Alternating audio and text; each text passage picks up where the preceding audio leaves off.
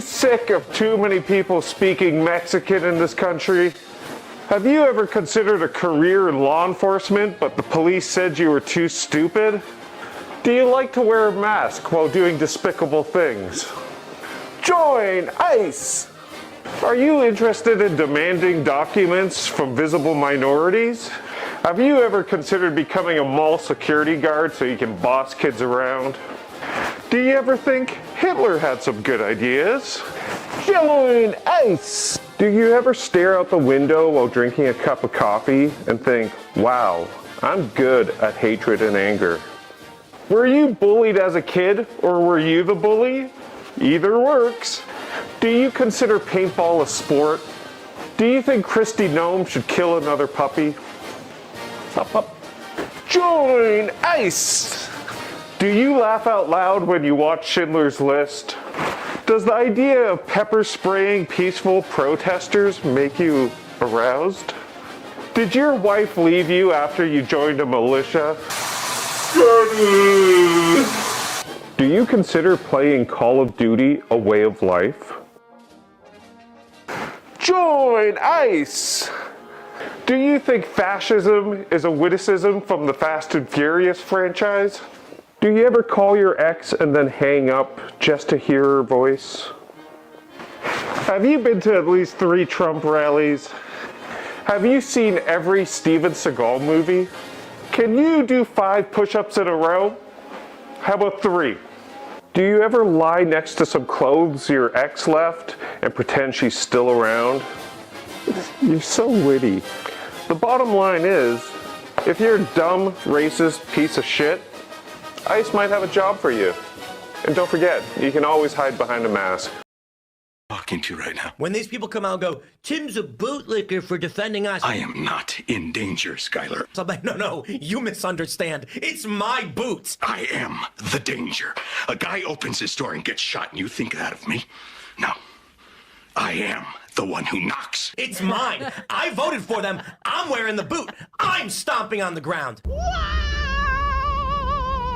Hey folks, statistically speaking, a small handful of you probably thought that edit was kind of edgy and cool. The last few months have generated a renewed sense of ire among the American populace against Border Patrol and Immigration and Customs Enforcement. This is in part because they're being used as a secret police force and disappearing people without warning or due process, in part because their entire mission is essentially worthless at the outset, and in part because they've recently developed a taste for the blood of American citizens. You may be frustrated by this fact, were all of the deaths of the alleged non-citizens, that being the deaths that we know of, not enough for Americans to care, and I agree. If it were up to me, people wouldn't see imaginary lines as the determining factor in a human being's worth. Sadly, they still haven't put me in charge. In any event, this backlash has led some folks to start claiming that you are more likely to be killed by ICE than by an undocumented immigrant. People say this, of course, because it's, by all accounts, pretty much correct, but a few members of the intellectual right have decided to claim otherwise. Chief among them, bootlicker, who doesn't realize the thing he's licking is a boot, Tim Pool. We've covered Tim's generational illiteracy in the past with a graph he posted comparing the violence rates by political party, and if that graph title sets off some alarm bells in your head, you should probably go check out that previous video. Recently, however, Tim has decided to argue that actually, not only are undocumented immigrants more violent than ICE agents, you're actually orders of magnitude more likely to be killed by an immigrant than an ICE agent. Tim's graph is titled Deaths from ICE versus Deaths from Illegal Immigrants per year. One interesting creative choice Tim made was failing to name which years he was referring to, which, I mean, fair enough. With all of this modern curriculum, I'm pretty sure they don't start expecting you to name your graphs accurately until 2nd grade. You may also notice that there are no sources for this graph. No, I haven't cropped them out or otherwise obscured them.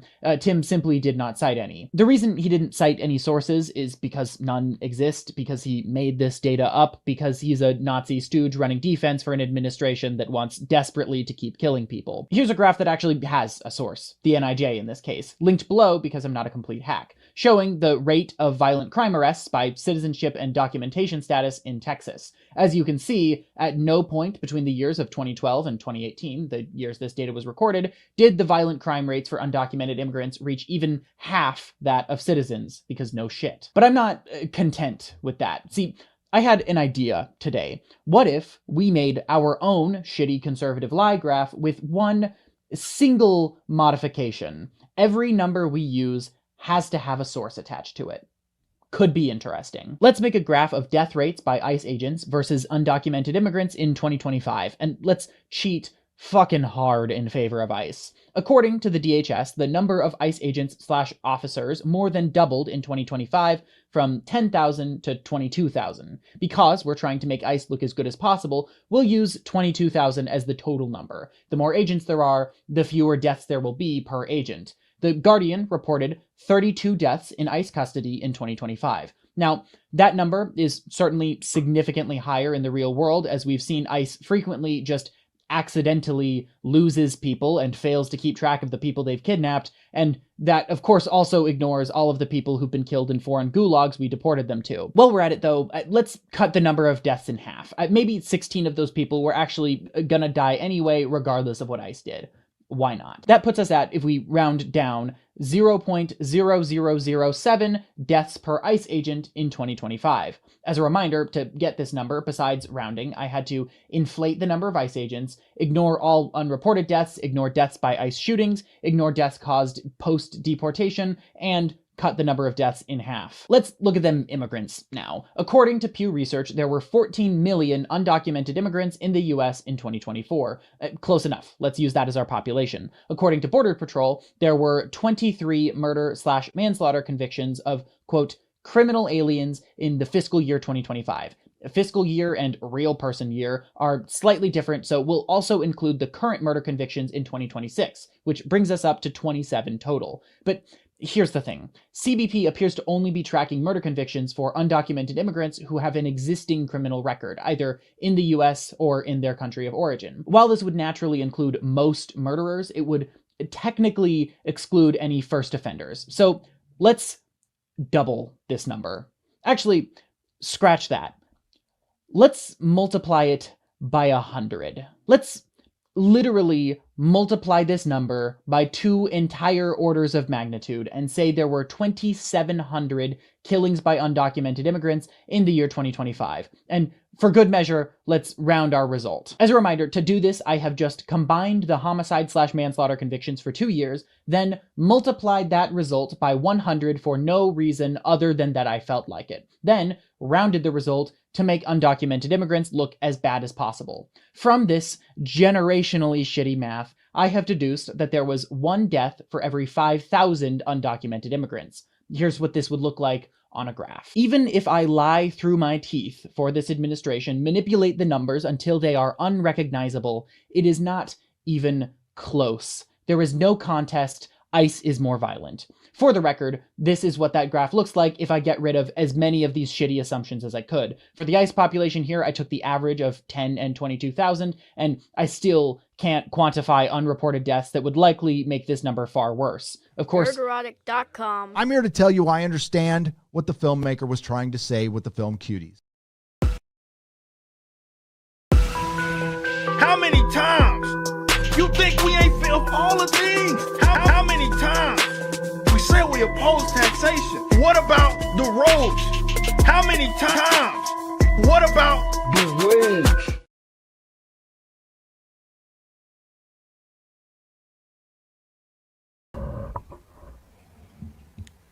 Hello.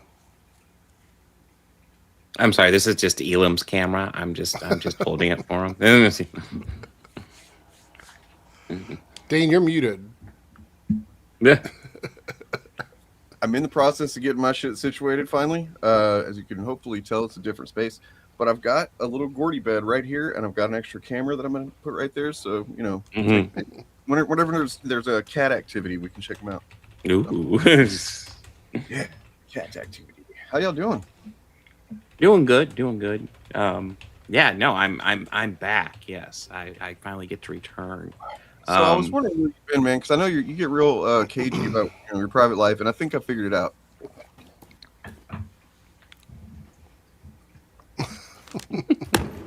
What the fuck are we doing here? Seriously, you have had months to prepare for this upcoming event. I don't give a damn if this is outside of decorum. So yeah, this was in I don't know. Does anybody know off the top of their head the city this is in? Southern California, I believe. Is it? No idea. No. Yeah, I saw a screenshot of it. I haven't seen the video. Yeah, I haven't seen it we'll either. check it out. Pretty amazing.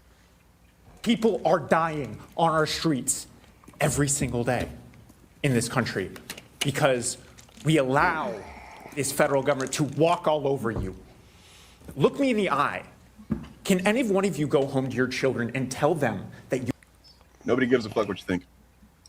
you did everything you could to protect their classmates, to protect their grandparents, to protect them? I don't think you can, with the exception of Park. Thank you. This needs to have happened 2 months ago, but you can still make it up and make every single policy on this little sheet of paper here happen right now. Happen before the Super Bowl.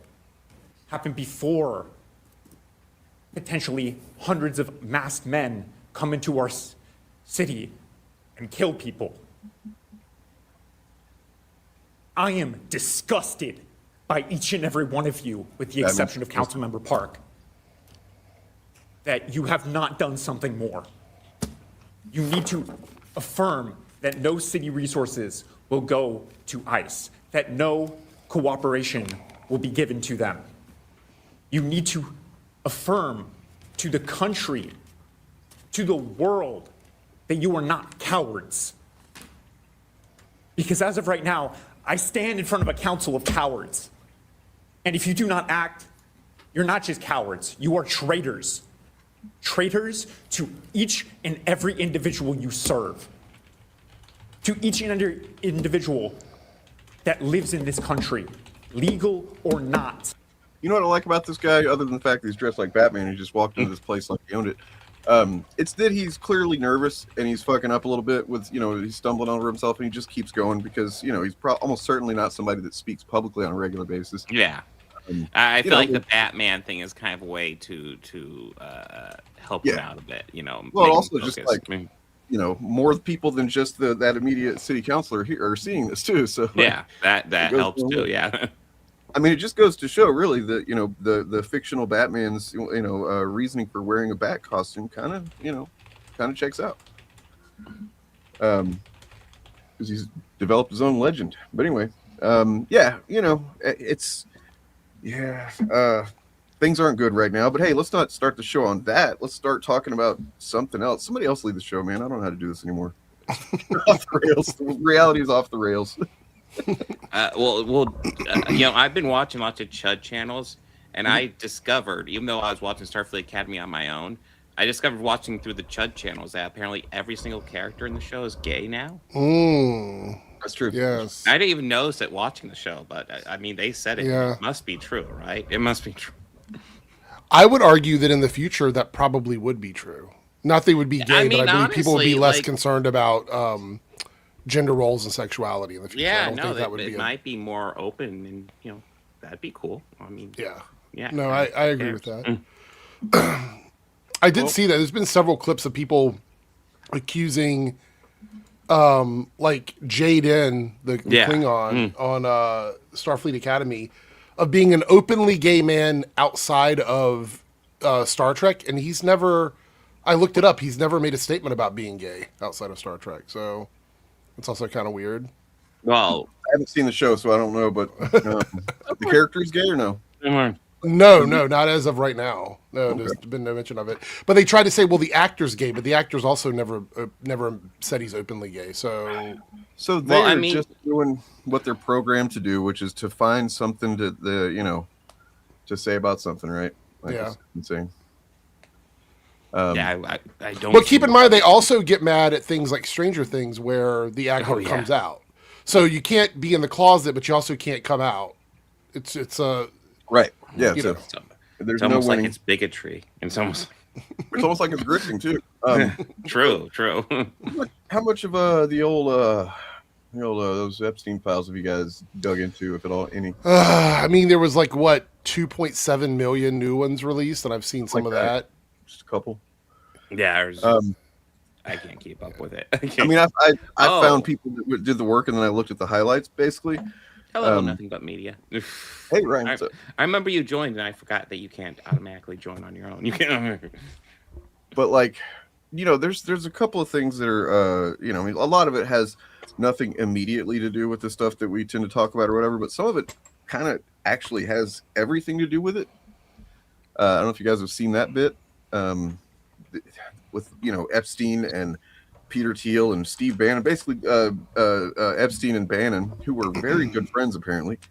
If you're not familiar with Steve Bannon's history, and outside of being Trump's guy, he didn't start Gamergate, but he saw Gamergate was like a movement of disaffected, young, angry white men generally, and he kind of corralled that and led them into the MAGA camp. Mm-hmm. And then he's proud of that. He's talked about it. He's also, it's less known, but is the case that he essentially started Comicsgate. So he kind of put his fingers on the scale there. Got people like Mike Barron and what's his name, Chuck Dixon, back writing comics. They had not been writing comics, and he kind of encouraged them to do that by doing some Clinton Cash comic or whatever. And then suddenly, they're doing their Comicsgate grift. Well, turns out Epstein and him, kind of just theorized this whole culture war thing as like a means of distracting people from the fact that they're just, doing corrupt, evil shit, both financially and just like, with children. It's crazy. I'm almost done with my last video that I was doing, and then I got to that shit came out, and I'm like, I got to rework part of this at least. Yeah. Yeah, I'm digging into that right now, but it's crazy.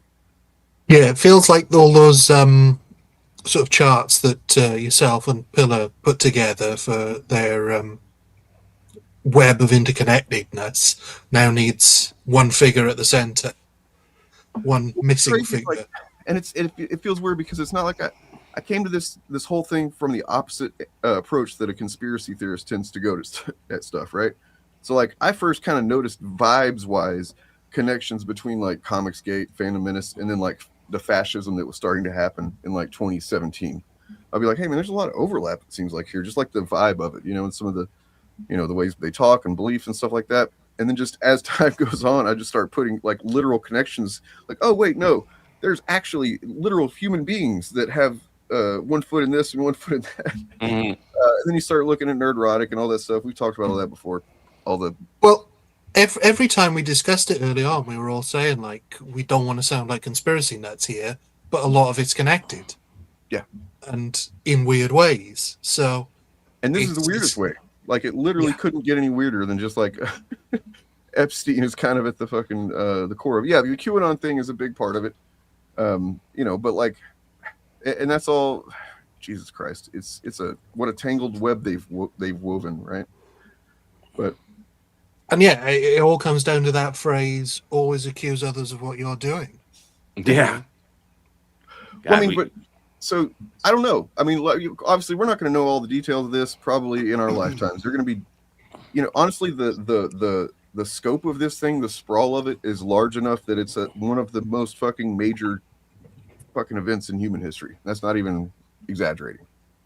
Dude's got ties to Putin. Ties to Israel, ties to fucking, obviously British royalty, U.S. It's crazy, but like, yeah.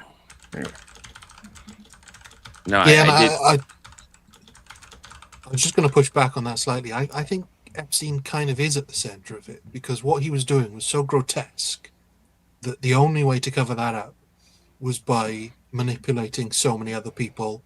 And that's why people went to him, because he has a mind that like basically evil people respected as like that's the fucking evil genius that we got to go to do our get evil advice from.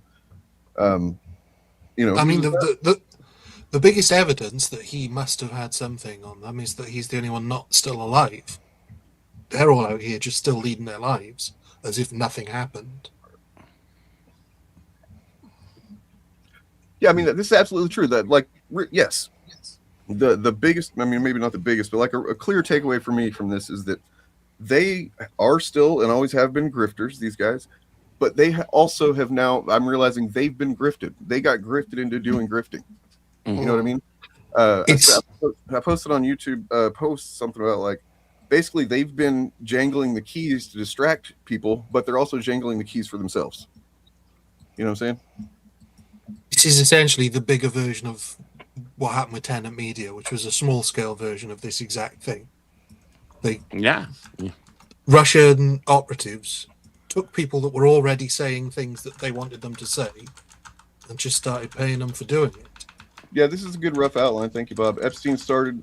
He started the poll. What is that? What is it, subreddit? No, but on 4chan. Politics, right? Yeah, 4chan. 4chan is where QAnon was born.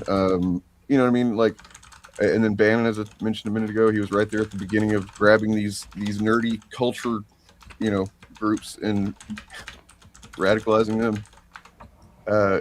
It's crazy, man. It is nuts. And it's insane, Ghislaine Maxwell, how much of a time she devoted to being a mod on Reddit. I've seen, some people or some chuds are trying to act like because she was a mod on a couple of subreddits or something like that, that proves that, their leftists were part of it too, or something like that. It's like they're doing their false equivalency thing. They are desperate. The ones that recognize that there's too much, I'm talking about the chuds that are recognizing these links are too much to ignore. I imagine it has to be kind of alarming to realize that you might have just taken for granted all of these things, and then now you might realize, oh wait, this actual pedophile and his pedophile ring are kind of like at the base of all the shit that I've been saying for years on the internet. It's wild.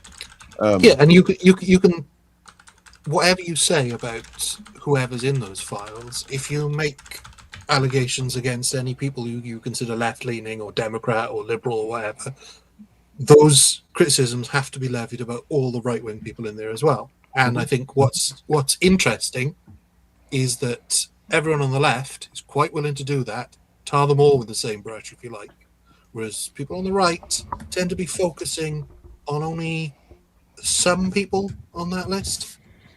I mean, look, no, we're not saying that Epstein literally caused every, we're just saying that like there's definitely other people that have been identified. If you go read the blog or listen to the podcast of Rewriting Ripley, they did a great job of sourcing some of the white nationalist elements that were right there at the beginning of, intentionally starting to press on culture, points about gender and Star Wars and whatever the fuck. So, it's it's not that granular. It's not that micro. They didn't have a hand in everything. But they just needed to set up the foundation. That's it. The foundation needed to be built. All the houses built on top of that foundation can be different, but they all come from the same place. Yep. They planted the seeds. But it's also something to think about. Do you think this stupid piece of shit knows that the last decade of his life complaining about woke movies was a calculated psychological operation designed by Jeffrey Epstein, Peter Thiel, and a cabal of pedophiles to control corporate interest rates? No, probably not. No, but then very early on, he did make a video about protecting people with. It's true. CSAM on their computers, so who knows? He went out of his way to show where his loyalties lie on that. Or maybe that's why he was why his rise to success was so swift. Because that's the other thing they were doing, as well as planting seeds, they were funneling money into anywhere that they thought supported their cause. So who knows how much of that dark money went to some of Chud fans' favorite creators. We just don't know. Yeah, no, I don't believe anybody's claiming that like Epstein and Bannon made people racist for the first time. Really, it's just they're smart enough guys to recognize, smart enough and also just like depraved enough to do it, to recognize cultural flashpoints and like rifts between various people and groups and culture and go, yeah, we can fucking press on that, we can pound on that fault line and make it work to our advantage. It's also proximity to wealth. A lot of people think that if they do these things, they'll also become rich and be able to do all the stuff that they, protect and defend from these like outrageous millionaires and billionaires. They have this idea that that's going to happen for them.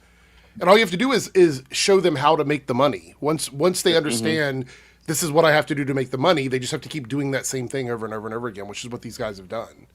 And then outlets like YouTube, you could say that their complicity in like not enforcing their own terms of service against a lot of these channels, like the things that they do that we know are violations of terms of service. That's a big thing. And in the back of my mind, whenever I've talked about these channels and any of these websites, I've always said that my biggest issue with how we're dealing with it is the rejection of enforcing your own terms of service that people agree to when they sign up to use the site. Because if you look at it, it's very obvious that the concept of racism and bigotry and harassment have been crossed many times by these channels. God, yeah. And YouTube does nothing to the larger channels. Now, a medium-sized channel may lose their entire channel. We've seen that happen. But if you're a big enough channel, they're not going to do anything to you. And again, that's a whole concept of like, you're making money for YouTube, so YouTube's not going to do anything. This might not be, I don't know if it might be a popular thing to say, but you're right. Like there's a time after time, probably damn near every day, every video they put out or stream, almost for streams for sure. Like on Friday Night Tights, if you watch an episode of that, you can click at any point, Dane. Go in there at any point, and within 5 minutes, you're going to hear them do something. That's what I was going to say is that if these grifters, which they are grifters, do have any skill whatsoever, it does, and to varying degrees, it lies in knowing exactly what they can get away with saying while still conveying. Because they're not trying to hide the fact that they're being racist or bigots or whatever. They're trying to mask it from being so, like, give it some layer of benefit of the doubt so that YouTube won't punish them. But also, I've actually heard them using slurs in videos. I was about ready to say they use slurs and stuff. Yeah, they've gone more overt. Every video they do is an R slur or an F slur in the video. You know what I mean? And then they had someone on their stream pull his dick out on stream, and their channel is still active. I mean, I will say it's not as extreme as them constantly using the N word. That's about the limit of how. But why does that word? Why is that word more inflammatory than any other slur? I don't understand that. Like, I get it that it's a bad thing, but I think all slurs are bad. The fact that people use the F slur so openly now in their streams over and over and over again, and nothing is done about it, and it's just pushed aside. All that is normalizing the usage of slurs so that we can get to the ones that people consider to be like worse, like the N word. Yeah. I mean, it's normalizing that, and then then we'll get to the N word, and oh boy. And it's not even about free speech; it's about terms of service. That's a slur. Yeah, you're not taking away somebody's ability to say what they want to say. You can say what you want to say without using a slur. And and if you look at the actual terms of service, I mean, there's videos about what YouTube is supposed to allow and not allow, and one of them is very clearly bullying, and it doesn't specify that you can bully public figures. It just says you can't bully people. And yet what we see them do is, if you're making 100 videos on Brie Larson and saying how awful she is, how is that not bullying? Because she's famous? Right, because that would require them to investigate it, and I don't think they care. But I don't think they go and look at the channels. In no way am I like saying that I either know the inner workings of YouTube or would defend them anyway, but like I wonder how much of it could be that they recognize that, for example, these chuds, they have shown very clearly before that they are concerned about certain things getting attention called to it, such as the Star Wars fan letter thing. You know what I mean? I remember that fan letter was drafted up by several content creators and fans and stuff. And what did they do? They just kind of expertly fucking made the narrative instantly about it was all focused at Star Wars Theory, who wasn't even named in the video. Nerdrotic Geeks and Gamers, Ryan Kennel, right? And then they made it about one specific channel, which was Star Wars Explained, was behind the whole thing, when that's not even like, that's so doesn't represent the whole situation at all. No, but they got that to be the popular narrative on YouTube. And it's like, but you could tell they were freaked the fuck out. That's why they did that. Nerdrotic and those guys, they were really fucking panicking, I think. They're like, oh my God, somebody's getting organized enough to call attention to the shit we do. This isn't good. And they did their whole panic move, which worked for them. But like, I wonder how much of it is these guys will turn anything into something in their advantage. So if they get a channel or a video taken down, right, that we've seen them do it, where they're like, whoa, YouTube's coming after us for telling the truth or whatever the fuck, and it's like, that's kind of just the thing with fascism, is that it will use losses to make wins. Well, I think the clearest example of that is when they get a video pulled down for copyright reasons, which we've all had. Every single creator, I would have thought, that uses footage from anywhere else will have had copyright claims. So we know why it happens. It's automatic. It's based on whether your clip is over 5 seconds and the software recognizes it. Yet as soon as it happens to any one of these channels, we're trying to be silenced. YouTube is trying to shut us down. Or actually, no, they don't say YouTube. They say the studio that the clip has been claimed from. Right. Disney is trying to shut us down. If I get a claim from Warner Brothers because I've put some footage from one of their films, and the dispute gets rejected, I don't say Warner Brothers is trying to shut my channel down. It's this weak strongman argument that they always had. You know, they have a lot of headwind, and they had a lot of benefits having an audience and developing an audience that doesn't give a shit about whether something is fact-based or not. Just does that vibe fit the vibe they're looking for? That's all they care about. And so if they're wanting to feel like victims, you know, they got content for that. If they want to feel like winners, the next 2 minutes after that victim content, they'll do a video about how they're winners. And the amount of times they've been caught lying and immediately run defense on it if they can. Yeah. I mean, sorry. The big examples I can think of is when Adam from YMS caught erotic clipping something to lie about it, and then recently, Eric, you caught Az doing exactly the same thing. Those are the most blatant examples. But how many other examples? They do it all the time. They do it all the time. All their videos, I catch them doing that on the regular. I mean, I've just got countless fucking examples that I could pull up at any given time, essentially. Going back to what you were saying, Dane, though, about how they mobilize and sort of cry about, you know, anything that affects them, banning, whatever. You know, I would say they're going to do that anyway. They're going to say that anyway. So it's better to enforce the rules than it is to allow them to do what they're doing, I think, because they're going to say that they're speaking the truth and they're being silenced or whatever. It doesn't matter if it gets legitimized or not. They're going to say that whether it's actually happening or not, because even when you have them in power, they control all the branches of the government. They control media pretty much from a large portion. They're still saying that they're victims. So I think it's better to actually enforce rules in terms of service against them than it is to allow them to continue to play the victim narrative, because they're not victims. You're right, and I definitely don't think that you know me, I'm not one to ever fucking give ground to fascists. I'm just saying I'm trying to have a conversation about how we can navigate those fucking bullshit. Yeah, I agree. But I mean, and you're absolutely right. Except that I think that now they're maybe losing some cultural power. I would agree. Yeah. It seems like maybe some folks aren't on board with some of this shit. But I mean, not only that, but like what you were talking about just before I jumped on, they are so desperate to make something of this new Star Trek series. So desperate. I pulled up. I was just looking at Nerdrotic's channel here, and you can tell immediately why. So he's done 3 videos on the fucking Star Trek series already, and 2 of them have already broken 1 million views, and he has been struggling to break 1 million views for a few months now. I don't think he's done it since Superman at this point. Actually, this Hollywood is cooking. That's the one exception. Well, I guess it was just yesterday or whatever, the news of a new management at what you call it, Disney, right? Oh yeah. So, but I'm curious what they're going to do about that, because Disney's Iger's going to be out in March, and then comes Josh DeMarco, I think it is DeMauro and Dana Walden. Dana Walden, yeah. So yeah, I was thinking Walden Books in my head. Walden Books. Like, honestly, it seems like a pretty strong duo. You know what I mean? Like, I can understand the reason they were chosen, because like he's got a very proven background in global branding and marketing, as well as the parks area of things. Yeah. The other thing to highlight, though, is that it doesn't matter. Disney have had a great year in 2025. Right. Yeah. They had their most successful animated film of all time.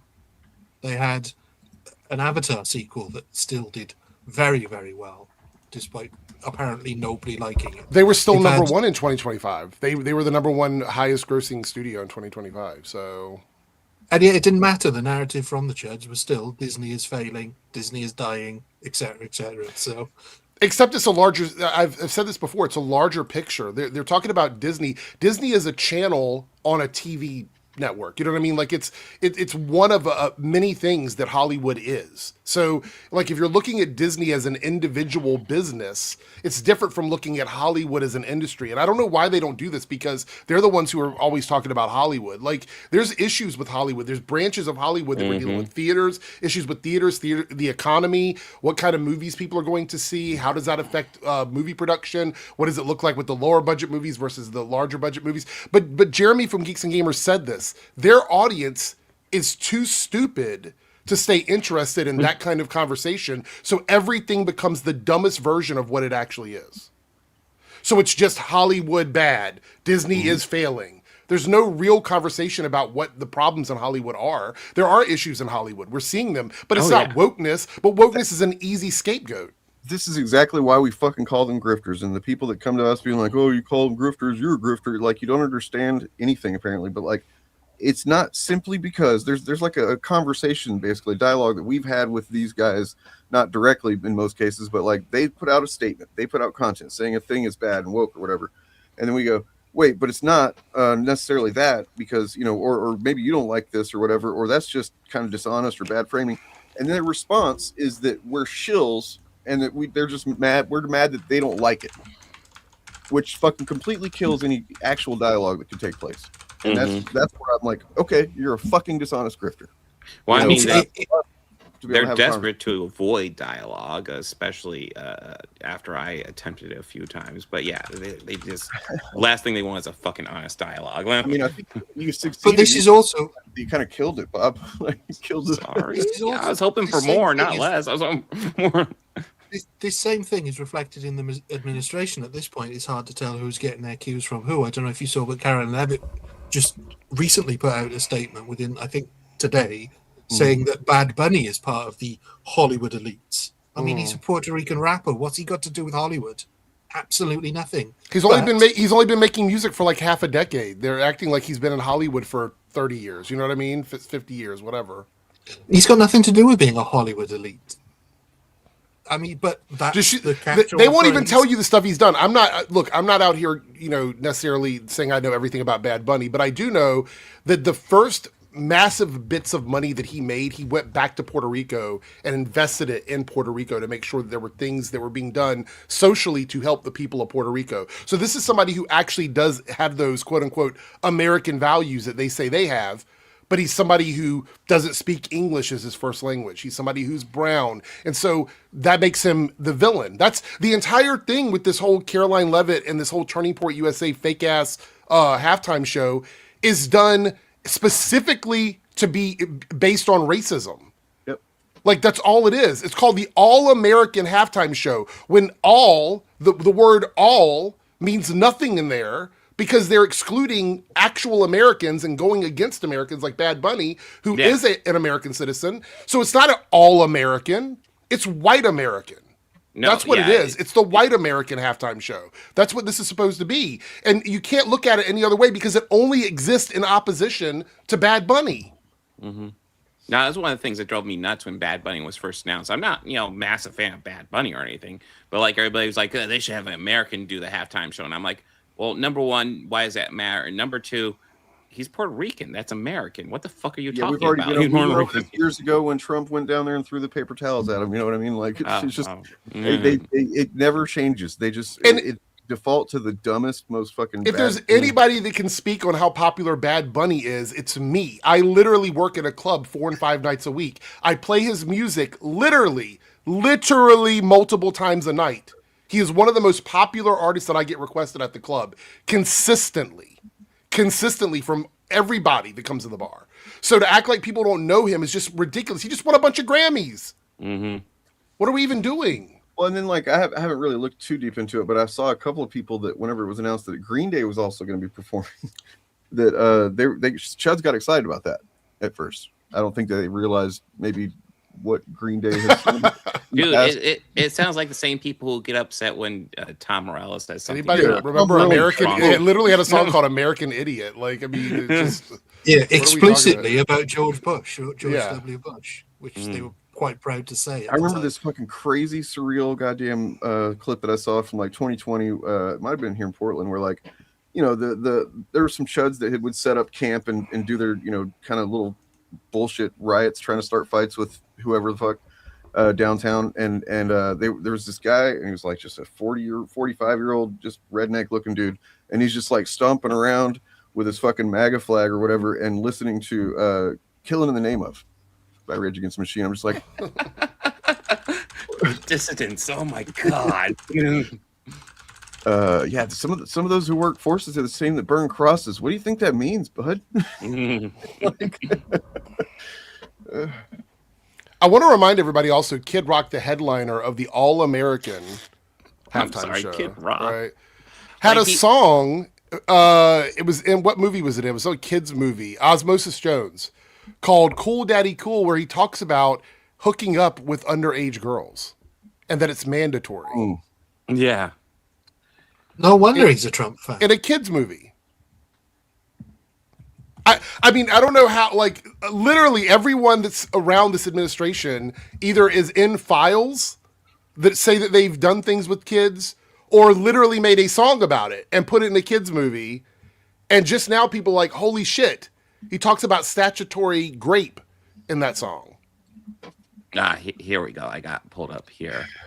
I mean, it couldn't be any more ironic that the director of the Melania documentary, who Trump wants to make a new Rush Hour 4, guess what? He's in the files. Oh, yeah. What are the lyrics here, Bob? Some classic Kid Rock lyrics from Osmosis Jones. Young ladies, I like them underage. See, oh my God. Some say that's statutory, but I say it's mandatory. How does that even become a lyric in a song for a kids movie? God. I mean, of all the questionable lyrics of like songs from the 50s and 60s, I know everybody goes on about you're 16, you're beautiful in your mind, which I think is questionable unless you assume it's written from the perspective of a 16-year-old, but whatever. But none of those lyrics compare to that. This is an admission of like a crime. Yeah. Hey, I thought it was hilarious in the Labyrinth soundtrack when David Bowie is singing about getting love injections. But that's nothing compared to this. Holy crap. And this is their by the way, I want to remind everybody, this is their headliner for the All-American halftime show. Is somebody who wrote these lyrics for a song in a kids movie. Well, I mean, everybody dropped out though, so pretty much. I mean, it says a lot when your headliner's fucking Kid Rock. The dude is only relevant when he says something fucking stupid on the internet. I mean, he definitely for music for years. He definitely deserves to be the headliner of that lineup, because I have no idea who any of those other people are. That's like but that's the same kind of accomplishment as just having like the most gonorrhea. You know what I mean? Did you guys see the guy, the politician, or not the politician, but the electric grid guy from Tennessee, blaming their power outages on DEI? Did you see that? Yeah. Mm-hmm. So apparently now the power goes out. Actually, I think I have the clip here. Hold on. We have to look at this. This is funny. So yeah, here's a clip. If you guys don't know, we had massive storms here. That's its real head. Week, Holy so, shit. yeah, dude, we still have piles of snow outside. So it hasn't this is a representative from Tennessee who blames their power outages on DEI. Are we not entirely sure that he's not a character from like a mid-2000s computer game? Yeah. You say he's a representative. He doesn't represent like anybody that I know as a human being, but here we go. To your point, it's bad leadership. The head of I want to point out this is Newsmax too, so you know. The National Electric System, NES, prioritized DEI initiatives over making sure that the power function and making sure that my God, like just hold on. It's not very long, but listen. Power would not go out in an ice storm, and if it did, that they could restore power within a quick amount of time. And unfortunately, that's not the case. People in Nashville have been without power now for 8 to 9 days. And it's because of DEI. That's why. Black people and lesbians or something. Yeah. Well, we all know how liberal Tennessee is as a state. Yeah. Famously, yes. Oh my god. It's the woke boogeyman is what it is. Yeah, it's such a fucking. I've just realized who that guy reminds me of. He looks like Ash in Army of Darkness right after he's come out of After the head strap. Yeah, I can see that. Yes, I was wondering where I've seen him before. Man, his opinions went to hell when he stretched his head. So I want to. This kind of ties perfectly to movie discussion as well as this other shit. But like, here is this is what is this Vanity Fair or Hollywood Reporter? Which one? I'm trying to think here. I mean, they're all the same, really. It's all the same. Okay, so here is this. Melania arrives with strong box office showing for a documentary. Mm-hmm. Amazon backed up the Brinks trucks to promote the Vanity film, resulting in opening weekend ticket sales of roughly 8 million, or 60% more than expected. Whoa. Yeah. That means it'll be a box office success, right? Sinners is a box office success with a big asterisk. Ryan Coogler's original horror film was expected to sell a strong 46 million in tickets over the weekend, enough for number one. But its profitability is a long way off. They're never going to live this down. We're going to bring this up every time because this is bullshit. Yeah. This was one of the dumbest, most obvious bad faith articles they've ever made.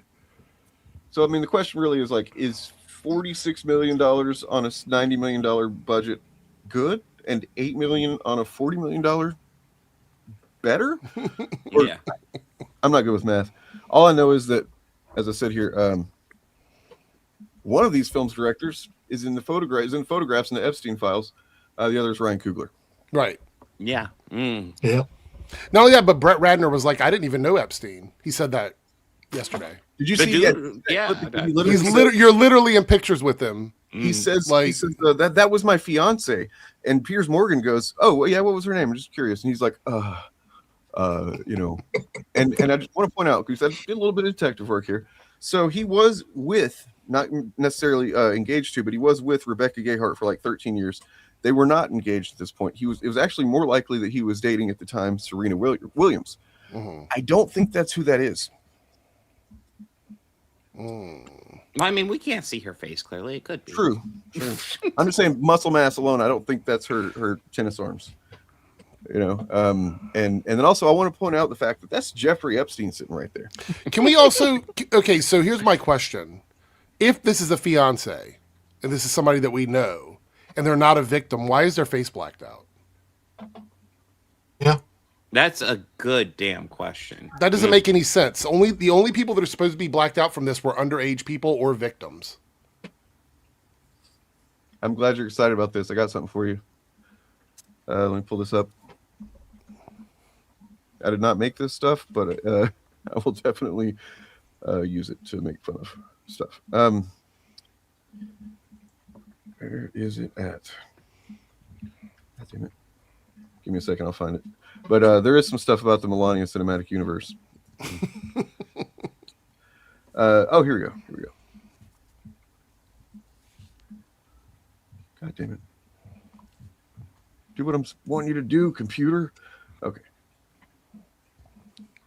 Well, it's worth saying, while they are inflating the numbers for Melania, it's also worth noting it's got to be the most expensive, or at least one of the most expensive documentaries. I think it is the most expensive. It is. Yeah, no comparison. No. Looking good. Can't wait. God. Can't fucking wait. From model to gold digger. East Wing grift. Yep. Does anybody want to put money on the fact that East Wing will not be built by time Trump leaves office? In 2029? First let's put money on the fact that he's probably not going to leave office. Well, he's either going to leave or not be alive anymore, one or the other. I mean, he's basically melting in front of our eyes. So True. I mean, this FBI absolutely is, unfortunately, in this case, incompetent. You got to hand it to him. The FBI, comparatively, in the past has, often, not always, but often done pretty solid work because you don't even hear from them. You know, did you guys hear about this? The leaks from FBI agents or whatever? They talk about the meetings, like such as the one that happened after Charlie Kirk was killed. Whereas, you know, previously in the FBI, they would have like whoever the commander in the field in whatever situation, he would be the one that leads the conference call. But now it's Kash Patel and it was what's his name, Bongino. Before he quit, they were leading the call, and they're basically just going, okay, I'm going to tweet this. And then you wait a few minutes and you tweet this, and then like he's going to tweet this, and it's like this coordinated social media bullshit. It's like, it's pretty crazy. No, it's fucking Diddy, man. What are you talking about? Actually, I was going to read what was in the news headlines in the last 24 hours, but it ended up being like 50 things. So, it was like I've been tracking. I've got a few accounts I follow on Blue Sky and Reddit and places like that. They keep track of like the headlines that come out in the last 24 hours. And when I tell you there could not be a wider variety of food items on the menu of stuff that gets put out into the news, it's pretty crazy. It is weird how certain outlets, many of them are not at all, but some of them are covering the Epstein stuff, but not in the ways that it seems like are the most relevant. You know what? I would say, okay, so I'm just going to be quite honest with this because, you know, I'm known for my subtlety. If any other president, any of them, had ever been accused of inserting their fingers into holes of young underage girls and testing the size of them, whether it was a real, like, investigated thing that they had done or not, it is definitely worth it, in my opinion, for the administration to do something. I mean, I don't know what it could be, but saying when Trump, after this came out, he's like, I think it's time we move on from Epstein. Bro, you just got accused by a victim of you inserting yourself into their vagina and testing the size of that of their vagina for potential men at a party, which, by the way, you did say back, you know, I don't know, was it like a decade ago now it is, that you grab women by their pussy. So, I mean, and as well walked in on beauty pageant dressing rooms. So my issue with this is whether these things are legitimate or not, ignoring them and pretending like they were not accusations that were made in all of these files that came out is madness to me. It's absolutely madness. And so what Bob says, governments in Europe are already being shaken up by this already. The reality is that these other governments are now chiming in on this. And this is what's going to make it even harder for the Trump admin, because now we have our president who is accused of doing this, and we're supposed to have him going out and meeting with other world leaders, just like everything's cool, everything's fine. And the issue is these are things that were not investigated. That's the problem. They were accusations made to the FBI, made to the government, that were hidden and covered up and not investigated. That's the issue. That's where the corruption is. And it's, you know, the amount of, like, Pam Bondi is a piece of fucking garbage. Garbage. I mean, she knew all of this stuff existed. Well, yeah, but the thing is, she actually, I believe that Pam Bondi is either very incapable of doing the job and she's ignorant to all of it, which is still bad, or she knows all of these things. And the other 50%, which Todd Blanchett says they don't intend on releasing, even though that's literally in violation of the law that Trump signed, they don't intend releasing because he believes we've seen enough. No, we haven't seen enough. Matter of fact, I don't think we've seen anything yet. Like, nothing is being done about this. We live in a country where our sitting president has been accused of putting his fingers into underage girls. And I mean, it's not front page news. We haven't seen enough of what's been released. The stuff that's been redacted, we know for a fact shouldn't have been redacted, some of it. Yeah. We know that.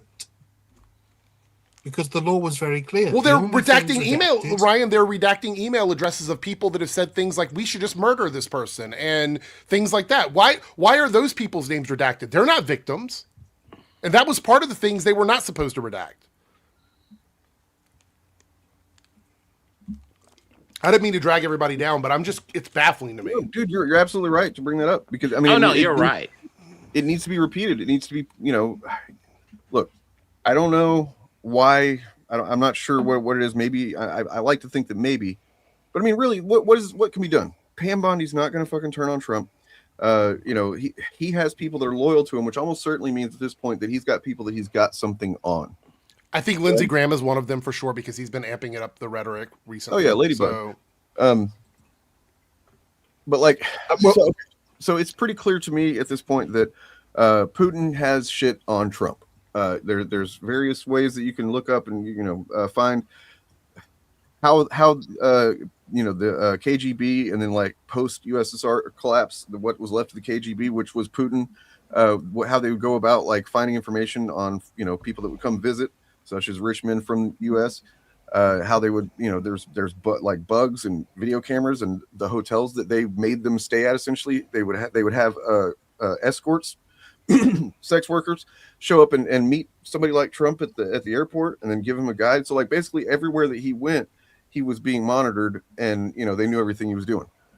So there's a vault somewhere with some tapes in it or whatever. I'm thinking probably that old PP tape from back in the day is a real thing. Yeah, I mean, I would say now I didn't necessarily believe it back then, but now I actually believe it. But we also have the situation, like in my state, we talk about what we can do to like push back against it or whatever. In my state, our governor has already started dropping the hammer on pretty much everything to do with ICE and government overreach. ICE agents, they're not working. Good. Local law enforcement is not working with them anymore. We're getting ready to pass some stuff in our state government, so that if you are a government agent, you cannot wear a mask. You have to have identifying things on you, whether it be a badge or some sort of number or name, so you can be identified. All of these things are things that every fucking state should be doing at this point.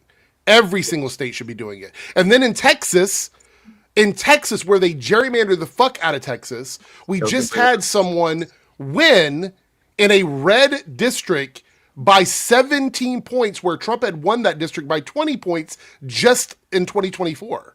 We had a Democrat flip it. And that's happening everywhere. There's not been a red flip since 2025. It's either a hold or a blue flip. There's been no red flips anywhere since 2025. It is not looking good for them. And based on the statements that Trump has made on this as well, I don't think he's got any idea what's in these latest releases. I think he's been briefed on it by his cabal, and they're telling him exactly what he wants to hear. The details, because who would want to sit there and tell him, actually, sir, it talks about that time that you murdered a newly born infant. Because they found a fucking hatch, a Bond villain hatch in the bottom of Epstein's facility that drops into a deep part of the water around the Epstein Island that has no way to get back on land. It's surrounded by rocks. Literally a trap door that drops into the water. Now, why the fuck would you have that in your house? I mean, I could take like two guesses and I'd probably be right on both of them. So, I'm going to assume it's not for James Bond, but probably not. Yeah. It's just everything I believe. And you know what? I don't know which one of you guys said, I'm sorry, I'm brain farting here, but there are so many moving parts in this Epstein situation that connect to corruption in different places with different people. We have government officials and people in power in other countries literally resigning because of this, walking away, stepping away from their positions because of how bad this is. It is so massive that I think the issue is that, and the reason why they tried to cover it up is they know that this will affect all of these people who have money and wealth and power, and that bringing them down would take away everything they've built. But fuck that. If you were somebody on this island participating in the murder of people, trafficking, CSAM, if you were a part of that, you deserve to lose what you had. I'm sorry. Yeah. Well, yeah, as you were saying, in my country, there's a criminal investigation that will take place into a prince, into an actual prince, And yet America, the country that got rid of us because of our king, has done nothing to investigate. And the fact of the matter is, with the Elon emails and the Howard Lutnick emails, if those two people had been put on the stand under a congressional hearing or something like that a few years ago, and if they had explicitly stated the things that they have said publicly, after these emails come out, they would have perjured themselves. Because what they said at the time, that they had no contact with Jeffrey Epstein after 2005, was a lie. Yes. It was a lie. It's coming out that a lot of people that said that lied about it. Ludnick lied about it. A bunch of other people associated with Trump lied with it. And people talk about, I want to make this very clear, and I hate to have to do this. I hate that I have to do a disclaimer on this, but I feel like it's important. Like the Hillary and Bill situation where they're having to go and testify or whatever in contempt and everything. I don't think people on the right understand the precedent that this is setting, which is why it's so interesting to me.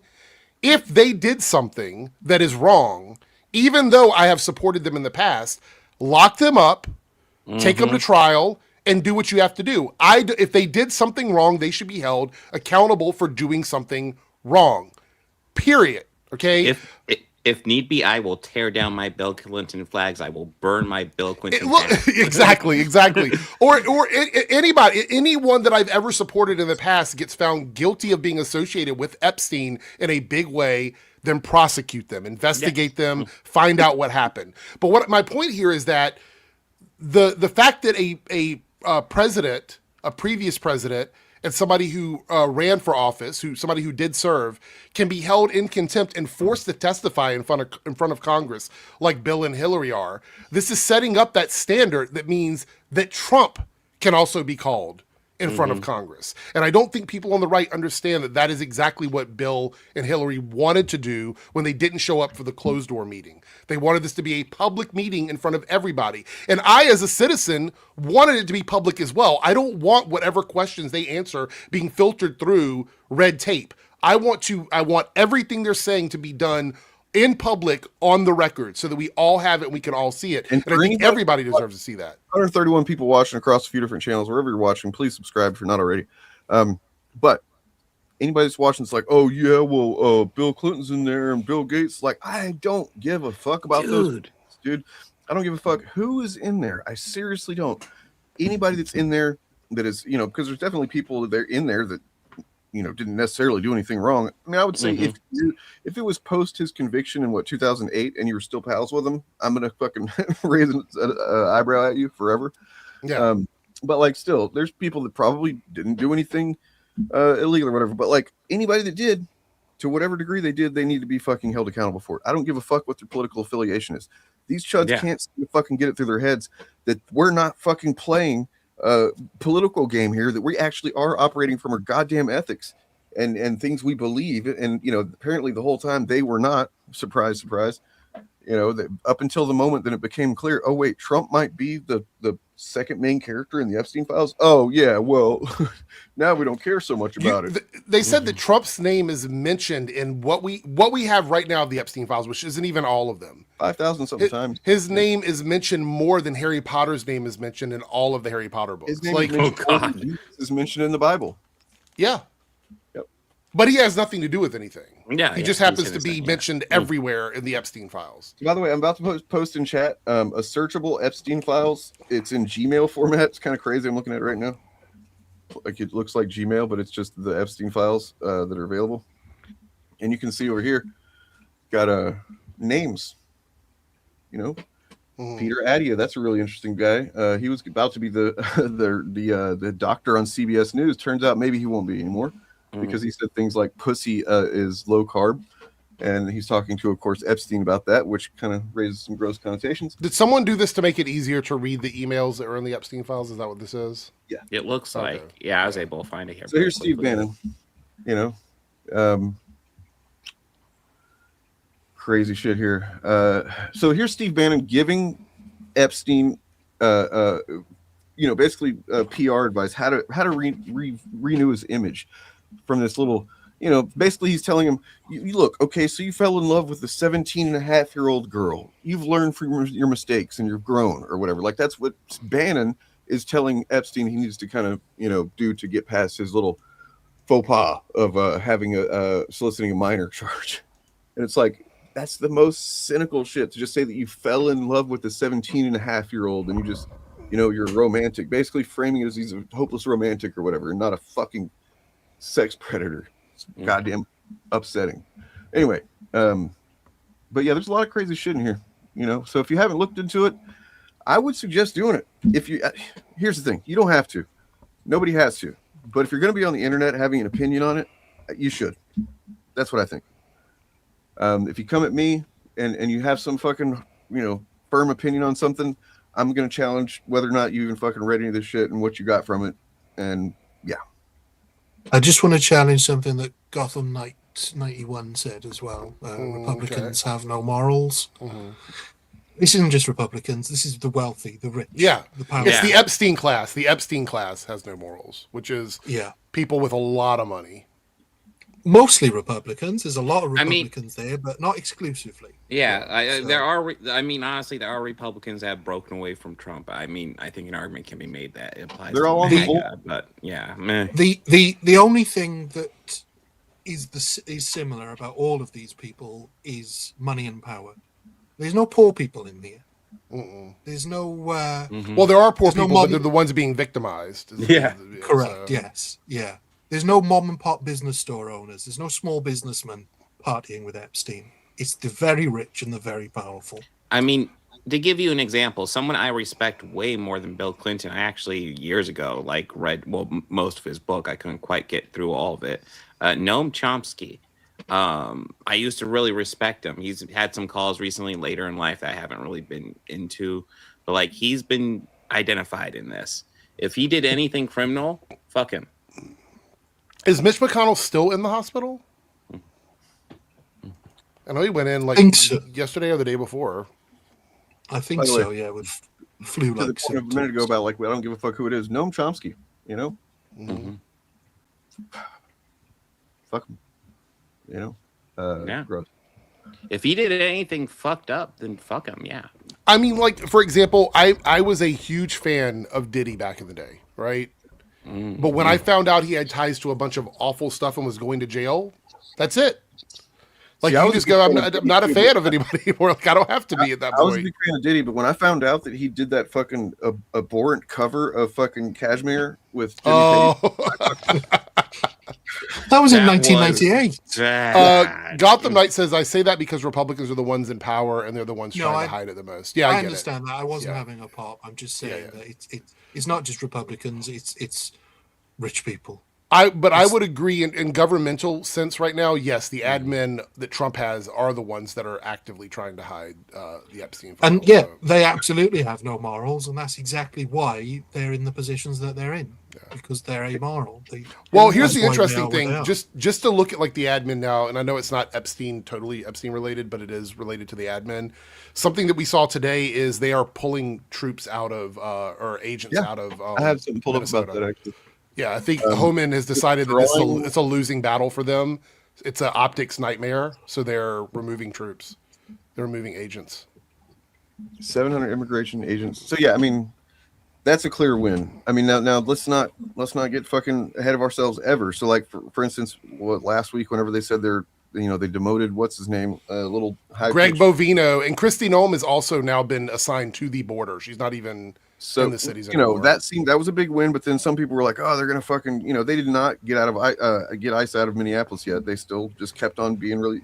They do that kind of thing. You got to be careful whenever they do something like that to appease people superficially, but they're going to continue doing the same shit anyway with Tom fucking Homan or whatever. Yeah. But this does seem like an actual bit of a win here. Trump says he's trying a softer touch. Oh yeah, that's going to go over well with the fucking. Well, the softer touch is literally them, like Tom Homan, admitting they need to go back to the way they were doing it before, which is targeted, researched, investigated collections of undocumented people who are criminals. It's insane, and it's the thing is that the fucking MAGA base, I guess, and then also people don't pay attention, have been thinking that that's what they were doing this whole time. You know what I mean? This is like lighting your barbecue with a stick of dynamite, and when you Well, blow up it's the like barbecue, saying, it's like the argument about Renee and Alex Preddy, right? They're like, oh, well, they're interfering with the investigation. And the question's always been, what investigation? They're just showing up on streets and walking around. You can't say that that's interfering with an investigation when they're literally just profiling people. That's not an investigation, which is why it was ruled a homicide officially, which I know anytime something like that happens, typically it's going to get ruled a homicide. But now we know the names of the agents that did it. We know that it's an optics nightmare for them. Like 70% of people do not agree with the way ICE is being handled now. Mm-hmm. Trump knows it's a problem. And look, they're not doing this because they actually give a shit about people or that they feel bad about what's happening. They're doing it because it is a losing fight for the administration. They cannot win public trust, escalating this and continuing to shoot people. Yeah, I mean, right now they've set the standard that ICE can legally murder you. Yes, that's the problem. That's why when those agents did it to Alex Preddy, it was like we're arguing about whether or not it's legal when the government, Kristi Noem and Stephen Miller were trying to argue that it's just there's immunity. You can do that. So you have a bunch of agents out there on the street that think I can just shoot people and there's no this is why you can't say that. Because now you have a bunch of people that are not properly trained doing this thug work for the government and saying, "Oh, you can just shoot people and you have immunity." No, it's wrong. Because that's the thing. Like, even if some terrible thing and I were to like fall into the rare situation where I would actually be victim to murder of by a legal immigrant, that illegal immigrant would get charged and would go down. Right. An ICE agent kills me, they're just immune. There's internal investigations that happen with every form of law enforcement in this country that's supposed to happen when somebody gets, and I've looked this up, I've researched this. If somebody uses a firearm, any agent, whether it be a police officer or a government agent or anyone that's in a position of power, use a firearm, whether they hit you or not, if they discharge that firearm, there is an investigation into why that happened. The reason for it, what occurred, those are all investigated. The fact that they can unload 10 shots into somebody's back when they're laying on the ground posing no threat, and they're like, oh, there's going to be no investigation. We're not going to work with the state on this. This is crazy. And that's why when people try to get me on their side, I guess, when it comes to seeing about the way the government is working, it's like if you can't even understand how they're taking away basic rights from people, how am I supposed to even acknowledge what your opinions are on this? You're not even facing the fact that they're doing this. Like, even if you want to argue that what they did was in self-defense, there's no investigation. There's nobody's being held accountable. No, we know it's not. But even if they wanted to argue that, there's no investigation into it. Mm-hmm. So it's so crazy. Yeah. So Columbia Rican said earlier there was this morning article which Trump is pushing Miller aside, but I didn't know how much I trust that news. I wouldn't say, okay, so here's how we'll know this is true, okay? If they stop appearing on camera and talking. That's the only way you're going to know it. They're not going to ever say it. He's not going to talk about it. We will never hear from Greg Bovino again. He is out of the admin. They put him back in California. If we see anything about him, it's going to be reporters reporting on him. He's never going to be speaking for the admin again. Kristi Noem has been reassigned back to the actual border. I don't know if we're ever going to see her on camera again. Tom Homan is their spokesperson for DHS right now, Border Patrol and ICE. And he'll stay there as long as he doesn't do anything to get the admin or make the admin look bad. If Stephen Miller is actually being pushed aside, we just won't see him on camera anymore. That's the reality of it. Because Trump, they can't admit that they're doing anything, that they're taking any accountability, because that makes them look weak. So Stephen Miller will just silently disappear for the rest of the time he's in the White House, if that's the case. Think about it. They haven't actually fired anybody since Trump got reelected. Everything has been reassignments or new roles or something like that. They don't fire people. I think they might be trying to avoid what was going on in his first term, where it felt like a fucking revolving door of staff just going through his fucking office. And they're not doing that this time. This time he's trying to like keep everybody in their position because he doesn't want to seem weak to his base. And everything is about appearance. I mean, the shutting down of the Trump Kennedy Center for 2 years. That's not for renovations. Yeah, nothing to do with it. It's because nobody wants to go there because no artist wants to perform in the Trump Kennedy Center.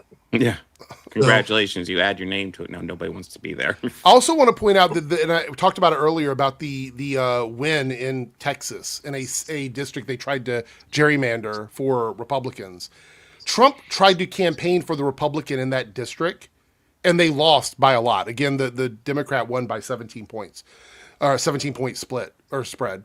So when Trump was asked about that, he goes, "Well, I don't know anything about that." Even though he put out tweets about it, he said, "I don't know. That's a local election. I don't know anything about that."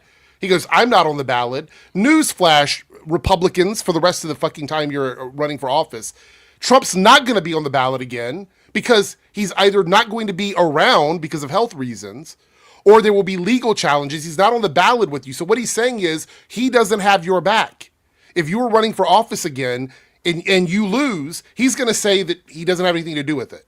But if you win, he will take credit for giving you the victory. That's the way it works now. So he just dismisses people when they don't win, just like he did with the woman that was running in my state against Spanberger, who he didn't necessarily campaign for her, but he came to the state, sent J.D. Vance here and tried to get people to vote for her, and she lost by a lot. We had a complete blue wave in Virginia. Like, no Republicans won anything.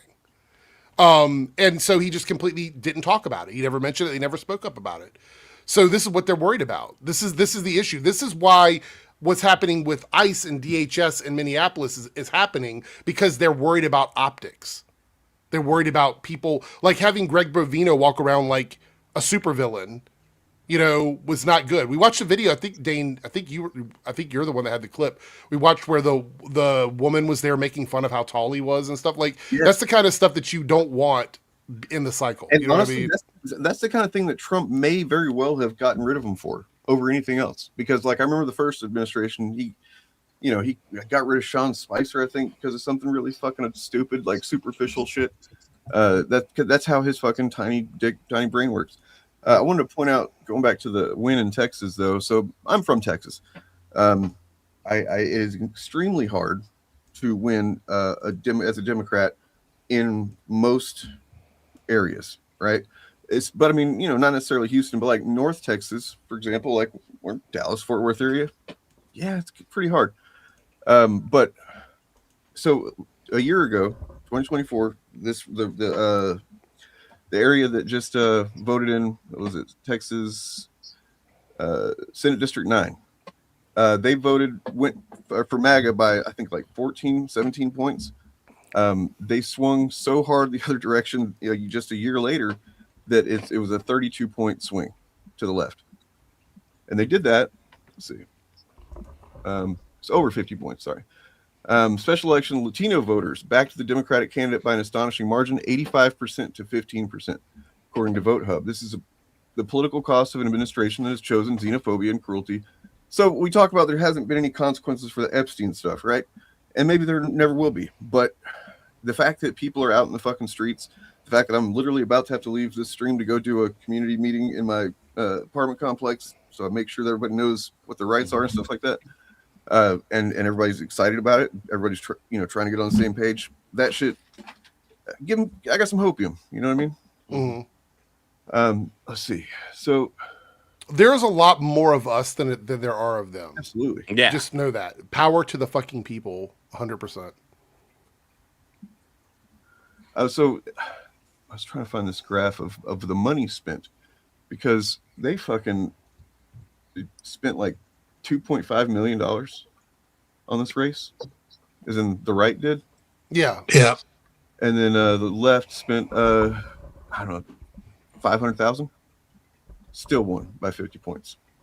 Well, so, I think what the left is doing. So I just want to sort of give away, I think, what's happening here with people on the left that are running in office right now, or running for office, is they've simplified their campaigns, right? They've stopped talking about a ton of social issues, which does bother me a little bit, but I think it's important to know that they're making their message very easy to understand, which is basic affordability and your rights as a U.S. citizen.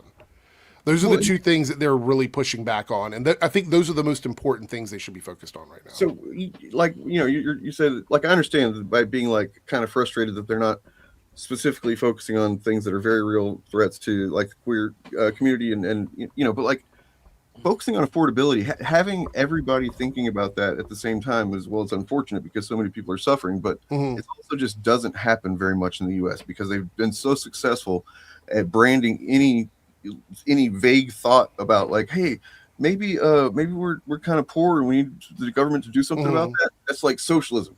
You know what I mean? So yeah, the fact that they've managed to break, we've broken that a little bit. That's a good thing. But Dane, I would also say that not just affordability, but if we're talking about like your own civil rights as an American citizen and what it means to be American, I think that particular message covers all the entire. It covers marginalized communities as well. So I think all of that sort of fits into the same package, and I think people need to remember that as you're voting, that if they're talking about what it means to have rights and things like that, it includes marginalized communities as well, more so than say the Epstein class, which is what the billionaire class is. So I think it's a very easily packaged message, and it's working. We're winning positions around the country with this messaging, and I think Mamdani is one of the people that sort of spearheaded this more focused concept of making sure people can afford groceries and they can afford to buy things they need for their house to live a happy life and things like that. Things that I guess the Republicans are still running on anti-trans stuff. That's like 3 years ago. It's not working. They lost in my state with it. They're losing everywhere with that kind of culture war stuff. Well, you could tell they started freaking out about this affordability thing. It's the moment that Mamdani won because what did they do? Remember, they instantly were like, look, women being able to vote is a big problem. You know what I mean? Like they just instantly started throwing women under the bus. Yeah. And I mean, obviously, we all agree that social issues are important, and it's something that I think we've discussed before. How we don't want to see those thrown away, and it's difficult to hear them not talking about those things. But then also strategically, I think we're at the moment now where I don't care what they talk about as long as they win, because the social issues will come back. Yeah, I mean, I'm kind of with you there, but it's not. It's not like they've forgotten about those. Yeah. Sorry, go ahead, Brian. I was just going to say, it's not like they've forgotten about those social issues. Right. They're just not highlighting them because we're in basically a state of emergency, and this is globally as well. What happens to you affects us. This is really dumb. Like they're not close. They're not pals or anything like that. You know, Trump was being nice to Mamdani because he's worried about losing business in New York City. And Mamdani was being nice to Trump because he knows he can fucking play to his ego and get what he wants. Yeah, I don't believe that there's any real camaraderie between the two of them. But like, no, I think the important thing about anybody that's met Trump is to tell him what he wants to hear and then just do whatever you want. Yeah. So, to the what we were just talking about, I agree with both of those points. Where I come from is the idea of, okay, so when people are stressed and traumatized and like overwhelmed, the human reaction tends to be like to look inward and take care of yourself first, and so it's harder to empathize. It's harder to, just generally speaking, like it's more, that's why I think chuds are so fucking chuddy, because they're all suffering so fucking much, to varying degrees, that they just can't even fucking begin to, have any empathy for anybody. And I think that addressing issues of affordability and, just the fucking housing crisis and the food crisis and every other fucking crisis of basic human needs, I think that sets the stage for a more chilled out populace that might be willing to fucking, or is going to be willing to like enable. Because if you don't have any fucking food, if you don't have a sandwich in your belly, you can't go march for your neighbor or whatever. You know what I'm saying? So like, I mean, it's being a little bit reductive, but I don't know. I'm gonna have to go pretty soon, but like, I wanted to point out that Eric July is in the cult. Okay, he is in the fucking cult. He will never say it because that's part of what he does. He's. I think I'm fully convinced now that he is paid to basically pretend to be like, I'm not a Republican or whatever, I'm a libertarian, but like, he just straight up pushes narratives and actually doesn't push narratives most of the time. As we watched last week and this week too, a video we could look at, he just kind of shits in the discourse pool. You know what I mean? Like, and it doesn't contribute anything. He's just like making distracting content, I think. You know, the shit he was Well, saying about. This is straight out of the Glenn Beck playbook as well. Mm-hmm. Glenn Beck always claims to be a libertarian who just happened to always side with the Republicans on every issue, and then. Can I show just like a couple? It's a short video that he's got, but I want to take a look at it because it's crazy the name that he goes out of his way to not say, basically. Oh well, real quick, just to update people, some news stories. Libertarian National Committee chair are asking to abolish ICE. That's the libertarian position on ICE, right? And that was his position last week, right? No, that's right. It wasn't. Mm-hmm. It was his position. Did you see that, Bob? No, I have not seen it. I kind of heard it's got the cliff notes, but his position was that because it's not them, it's actually the left, the socialists that are leading this conversation about abolishing ICE. He, even though he's a libertarian who thinks that, government is tyranny and ICE is literally the most tyrannical fucking obvious example of that we have going on right now. You would think that but he literally says, well, principles aren't everything. Basically, you got to go with strategy sometimes. And it's not good political strategy to, set your principles aside. It's not good political strategy to just go, yeah, I agree, let's abolish ICE, because it's not us that are leading that conversation. I think it's interesting admitting that he has no principles. Because for me, principles are kind of everything. Right. I mean, it's essentially if the left suddenly started saying we want private healthcare, we don't want a public option, and we want to protect the Second Amendment, and we think every American should be armed, Eric July's positions would completely change on those two issues. He would be anti-Second Amendment, and he'd be touting the public option because it's strategic, which is quite the admission. So, what's funny is he seems to be aware of what's in these files so far. And anybody that has taken time to actually look, and you're not just looking to find the name of your political enemy or whatever, if you're kind of looking through holistically and trying to see what does this kind of generally consist of, you're going to come to the conclusion that there's a couple of people that make an appearance more than many, many others. Right. And so his thumbnail has a picture of him and Bill Gates. Which is weird to go with Bill Gates, right? And then, All right. I want to talk about some of my observations. Obviously, these Epstein files, we got some more of them. Bit of a data drop. Looks like there's still more to come. Some of this is redacted, a lot of this, but it does look like there's more to come. You would think this was a very unifying issue. I don't know, your country, maybe the world being ran by an international cabal full of pedos and weirdos would be something that would unify everybody. Yeah, it doesn't. Not at all, actually. It's very divisive, if anything. You know why? Because it's about who you want to condemn, right? What side of the political aisle that they are on, how you feel about them, and that will determine, especially in online dialogue and discourse, that will determine how you feel about it. Not saying if you're watching this, I'm saying that for a lot of folks it is, and that. Pause it there a minute. Folks sharing around. Wait, he's literally just talking about doing this as team sports, right? Yes.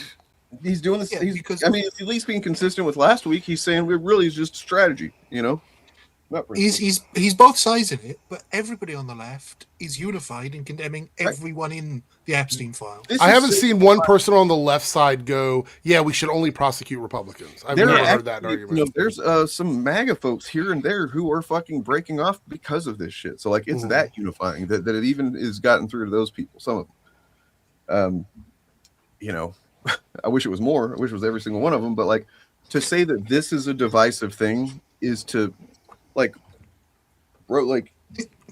this is only partisan to one side. Yeah, the other side, right? Yes, are completely united on it.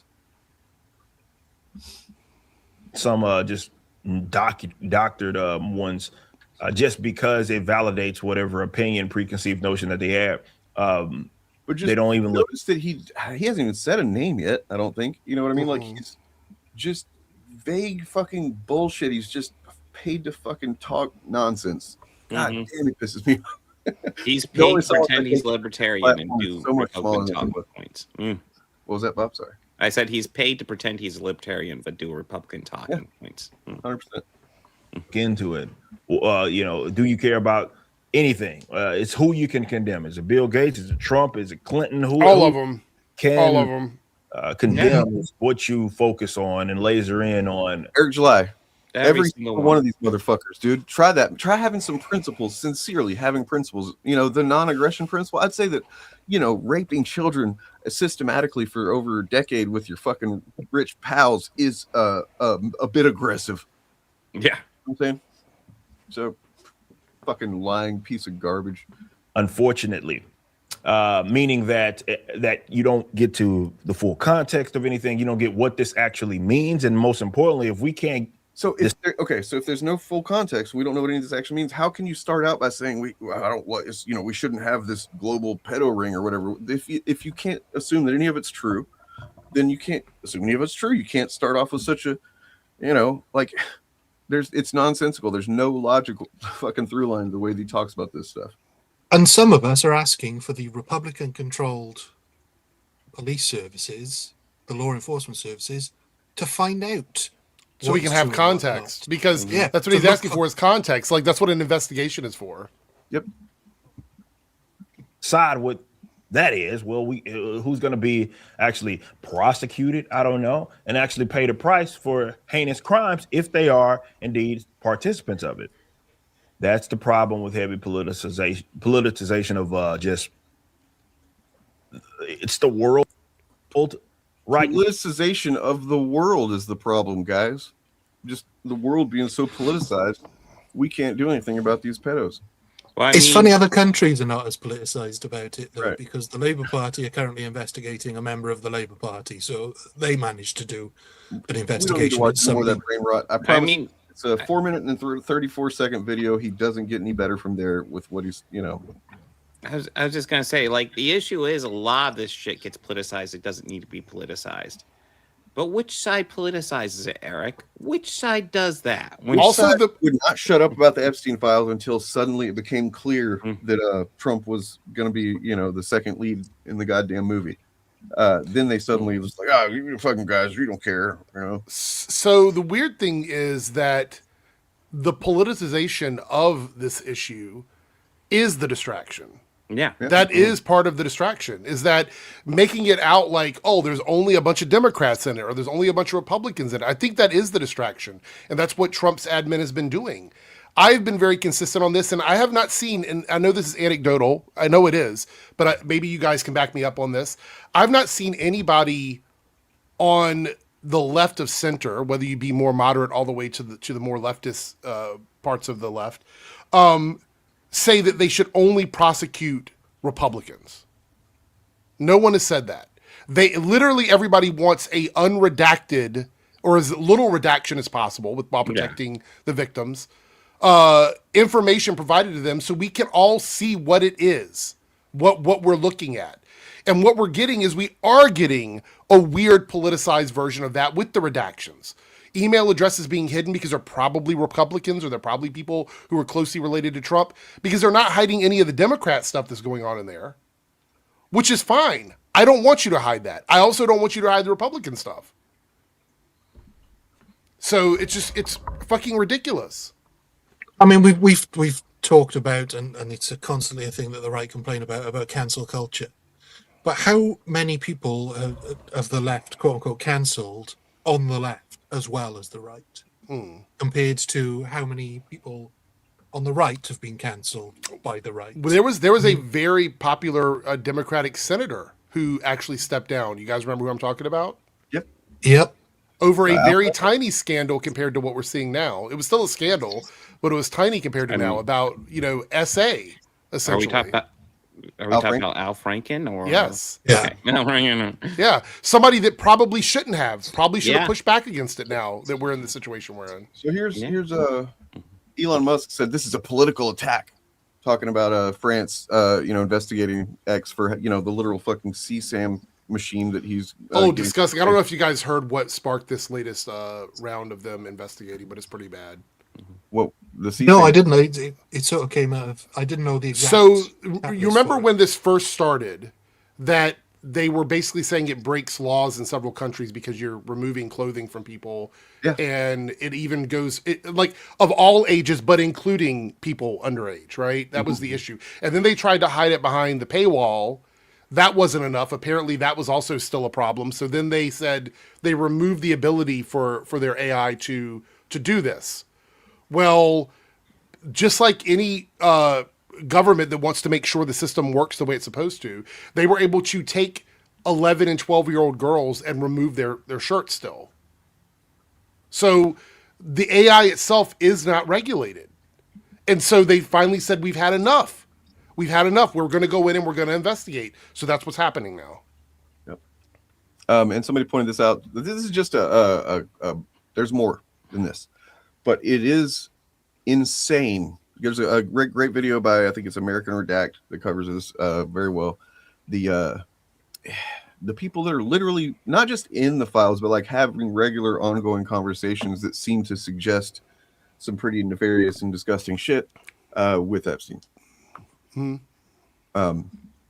they're all in the Joe Rogan Experience at various points, many times, some of them. Yikes. And who would have guessed that the slowly melting wraith that is Peter Thiel would be a villain?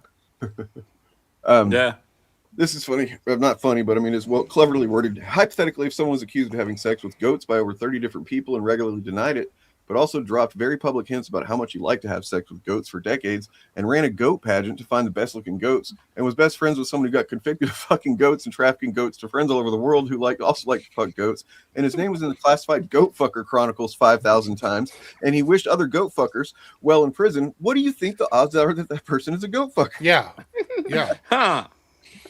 I mean, we've still not had clarity about why Maxwell was moved to a minimum security prison. I think we do. Well, I mean, we know, but they have not said why. And someone must know why. It didn't happen by accident. She's not there because like of after rereading the exchanges with Elon, it is fucking pathetic. I think he came on too strong and made Epstein think he was a narc. Yeah, he's like, I want to have your wildest party. When are we gonna have the wildest party? And I think Epstein was just like, dude, this guy's fucking, that's a weird vibe. I mean, you might be onto something there because he came on so strong. It did sound like he had a wire on. Talking to him like that in the fucking emails, We have a $5 super chat from Space and Goats here, sort of recapping, I guess, what we were talking about earlier. It's not just CSAM, it's the fact the files are tied to Gender Critical, Gamergate. We didn't mention Gender Critical, but yes, you're right, Space and Goats.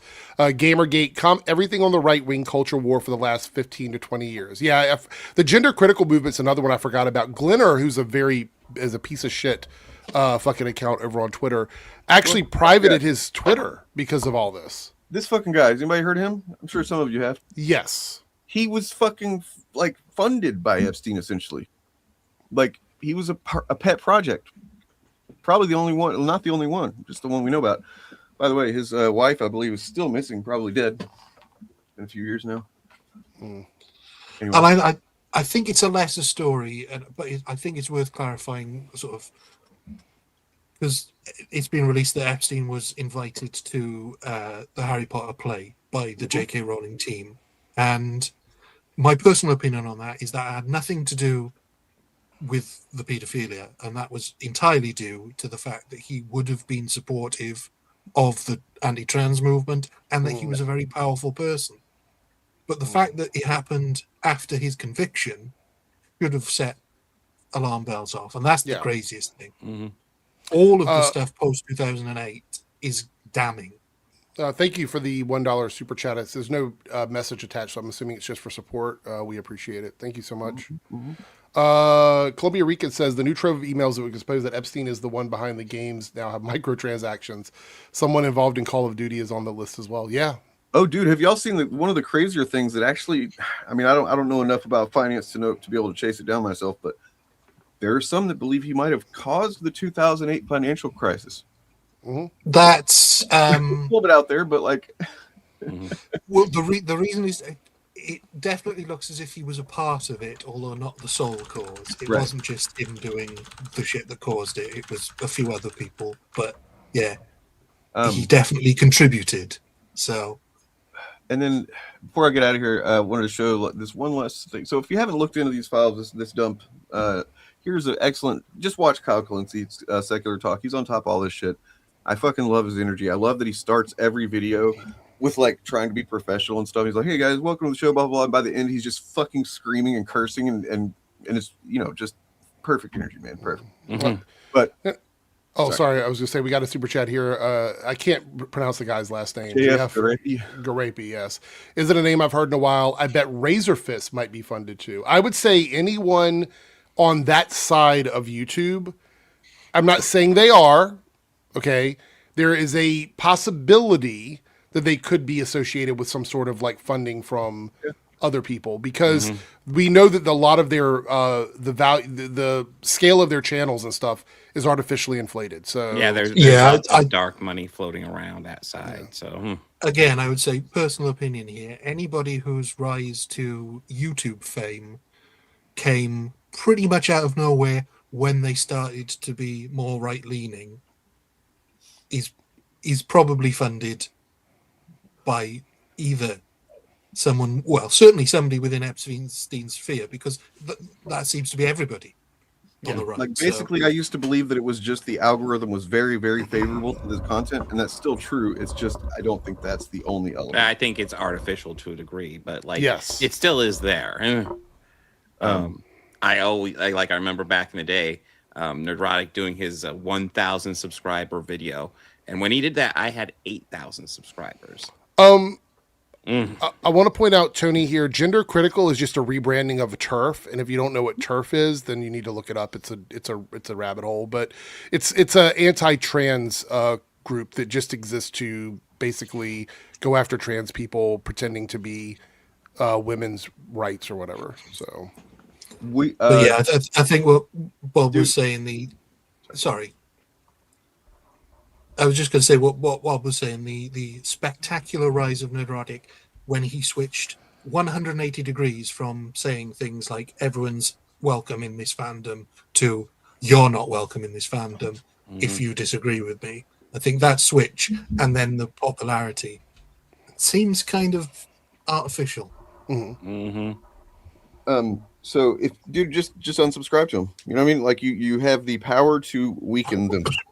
And I'm not saying you got to subscribe to us or watch us, but like if you don't believe in what they do and you think that what they do is a shitty thing, you still have some power. You can exercise over them, and I would salute you for it.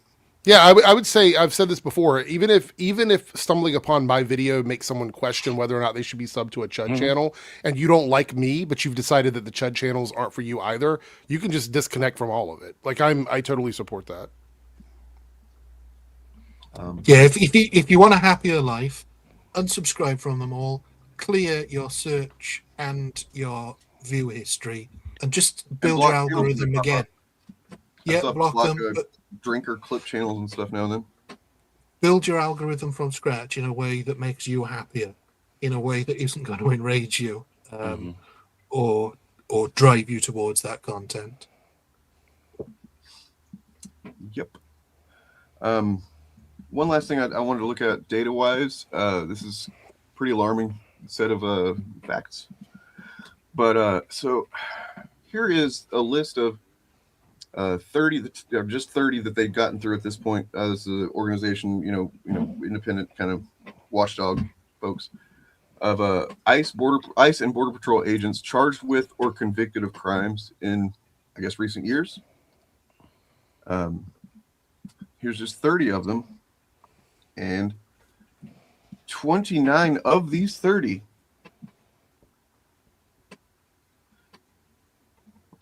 are sex crimes against children. Ooh. There's their names. There's who they are, what state, what year, what race. It's almost like ICE is this collection of the worst of us. That's literally what they are. We have empowered, or our fucking president has empowered the literally guys that should be sitting at home, honestly considering whether they should fucking, pull the trigger in, tonight or not in their own fucking mouth. That's what I'd say I prefer them doing that. But they've been given some idea of power and being, told that they can exercise that with impunity, and we see what's happening. But with that in mind, I am going to go to my community meeting and try not to be so dark and heavy about. I've only got about 10 minutes left anyway. I don't know if we want to wrap it up or what we want to do. I don't know. I had one thing I wanted to discuss briefly. Okay, I'll stay on with you. For classics. Yeah, we can do that. So I guess less important than the Epstein stuff, but it is something that's interested me. This conversation, Nerdrock just did a video about an hour ago. Wait, here we go. Dane, wait, before we get into this, Dane, do you have to go now? Me? Yeah. It starts at 4 officially, but I'll probably be there a couple minutes late, and people's probably. Okay, I just want to make sure before we jumped into this because this might go long. So. Yeah, I'll just bail out if I have to go. Yeah. Again, here we go again. Lupita Nyong'o reportedly cast as Helen of Troy in The Odyssey. Well, number one, I don't think any of that's confirmed. Number two, even if she is, like, the most defining feature of Helen of Troy is that she's gorgeous, and Lupita Nyong'o definitely qualifies. Yup. So also racism, not right? also not a real person. Yes. Yeah. I mean, if we're going to treat this as historical, then we also have to treat people like Achilles as historical, who can only be injured at his heel. You think that's historical? This is mind-boggling. I also think, like, I feel like Neurotic had to go out of his way to find the least attractive picture of Lupita Nyong'o he could find, because I dug up just like a picture that was kind of similar. I think that's AI probably. Yeah, I think it's AI influenced too, because like her nose looks a little different and shit. Like, yeah, he probably went into AI and said make bizarre, her look like whatever the prompt is that he wanted. Yeah. Also, I just want to point out that I don't remember anybody complaining about Brad Pitt being cast as Achilles in Troy. Right. With the blonde-haired, blue-eyed Brad Pitt cast as a Greek. Not a problem. So I have four images or so, all from the same source that actually directly relate to this. I'm going to show these real quick, and then I'm going to get out of here. But like, so speaking of the Lupita Nyong'o thing, here is. These are all from the Critical Drinkers subreddit. If you know about that, then you know about that. How awesome that is, right? 1 second. Here we go.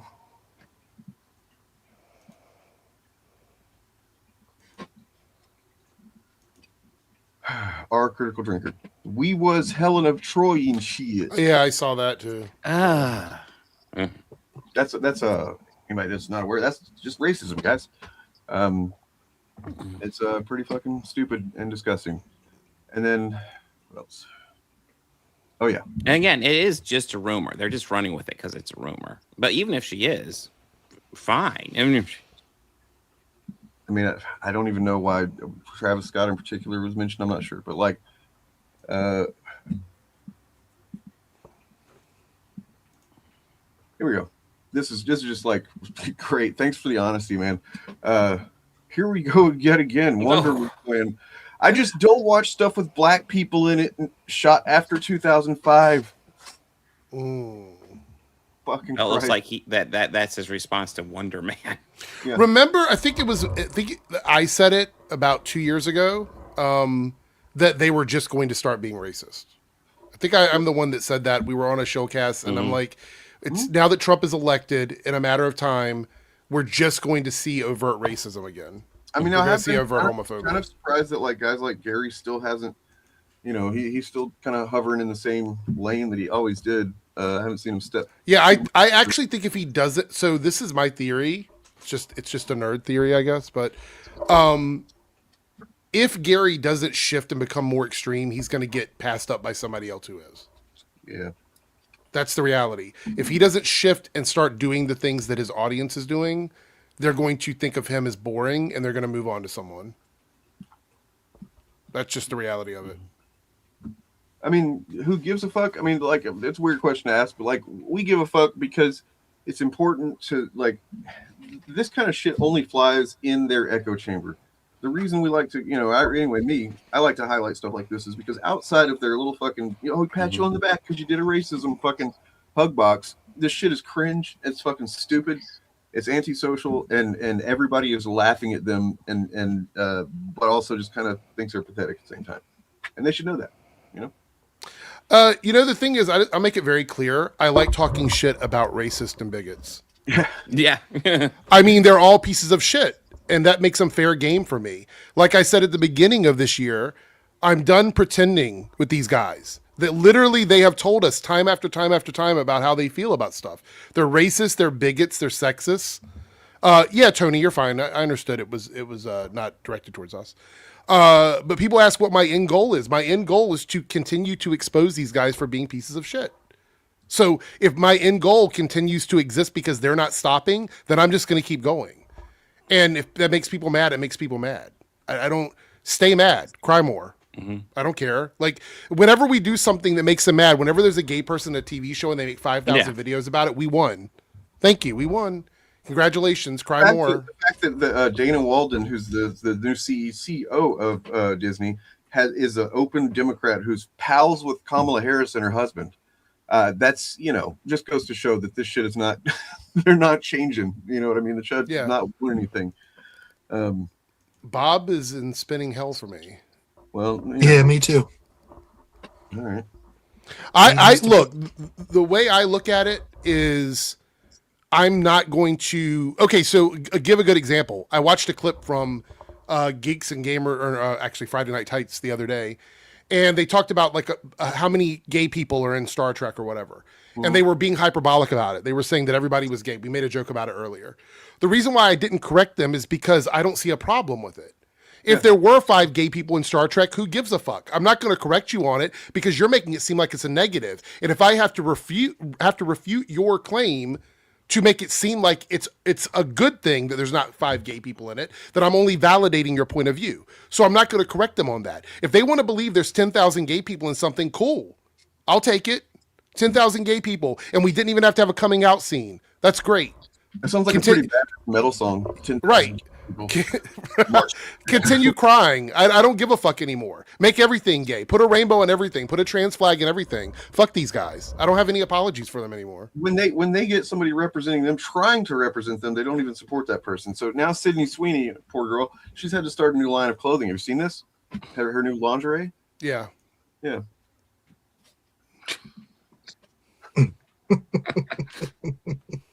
Right. Look, Brandon here says, help her with that. Did Frank Miller? You won the second EFAP made a segment on one of your videos. I feel like that was a big deal. I didn't want to like blow it out of proportion too much, but the fact that they even bothered to talk about me was kind of fucking crazy.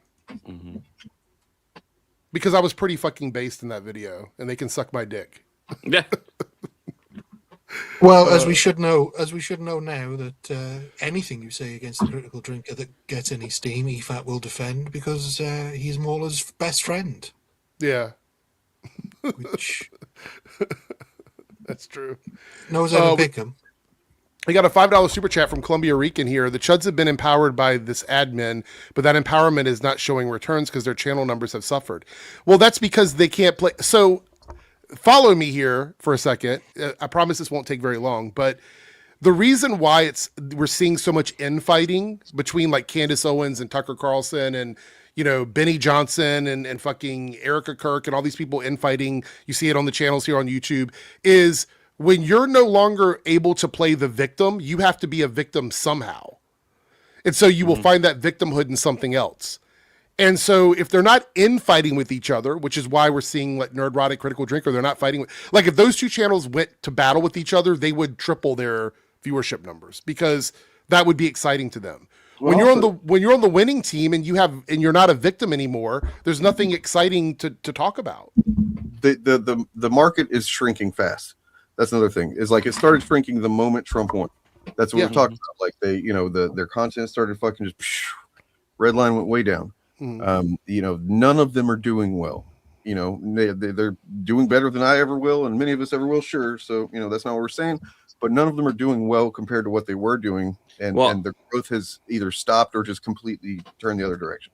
Well, the thing to also keep in mind is that like we're on YouTube because we like doing videos and live streaming and stuff like that. We're here because we like doing it. We like talk about movies. We like talk about all this dumb stuff. We like that. I'm still doing it anyway, But these guys are literally just on here to make money. So whenever they get diminishing returns, that's huge for them. And so it's important that whenever they do something that's very egregious to make money, that they get made fun of. So look for something in the vein of this pretty soon. Because this is real. The Rogue Elements has been recut 13 times now. They're trying to polish that turd. And I'm we might be taking a look at that before too long. So watch out for that. But I think everybody needs to remember as well, and I know it's difficult because there's so much shitty news coming out from this administration. But Trump said he was going to fix woke Hollywood. He said he was going to fix Hollywood. True. John Boyd and I thought John Boyd was in charge of Hollywood now. I thought Trump. Thank you, Columbia Rican. I appreciate it. Sorry, really just bad fucking. You know what I mean? Video where he's like, "Oh, Trump, save us! Ramon Valley's Muslim." Thank you, Columbia Rican. We hit the goal. I forgot I even said it. Thank you for putting that there. I appreciate it. All your support. We all appreciate it. Yeah, so thank you so much. So all those tariffs that he was going to put on films made outside of the US, did that happen? No, and it can't. He was talking about it, but there's no way. How do you tariff like media? That doesn't make any sense. He's like, well, I'm going to do tax incentive tariff, blah blah blah. Like you can't do it. It's impossible. It isn't rich himself, and that was always the case. Like that's all he's doing is he's using it as influence and to make himself richer. He's like got his net worth has grown by like 4 billion this term. That's insane. Like there's obvious fucking crazy. God It's damn, almost these like fucking that's his people go to whole prison. point. Explicitly tariffs are a duty on goods. Like it has to be a tangible item that's used in trade, right? That's what it is.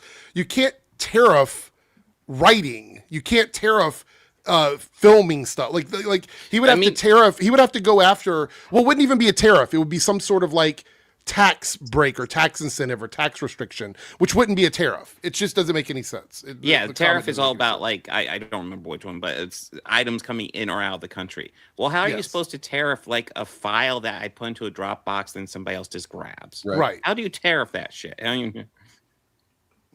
So so this is a good perspective, and I know you got to go, Dane, and I've got to go too. But I want to say very quickly, the loss of America's value in the trade market is a much bigger problem and a much long-lasting issue we're gonna have to deal with than any sort of money that he's brought in for his wealthy friends. I need if you're watching this, we have 150 people watching right now. If you're watching this, the damage that Trump and his admin has done to our allies and our trade partners is something that we're going to spend, if even possible, decades and decades and decades rebuilding.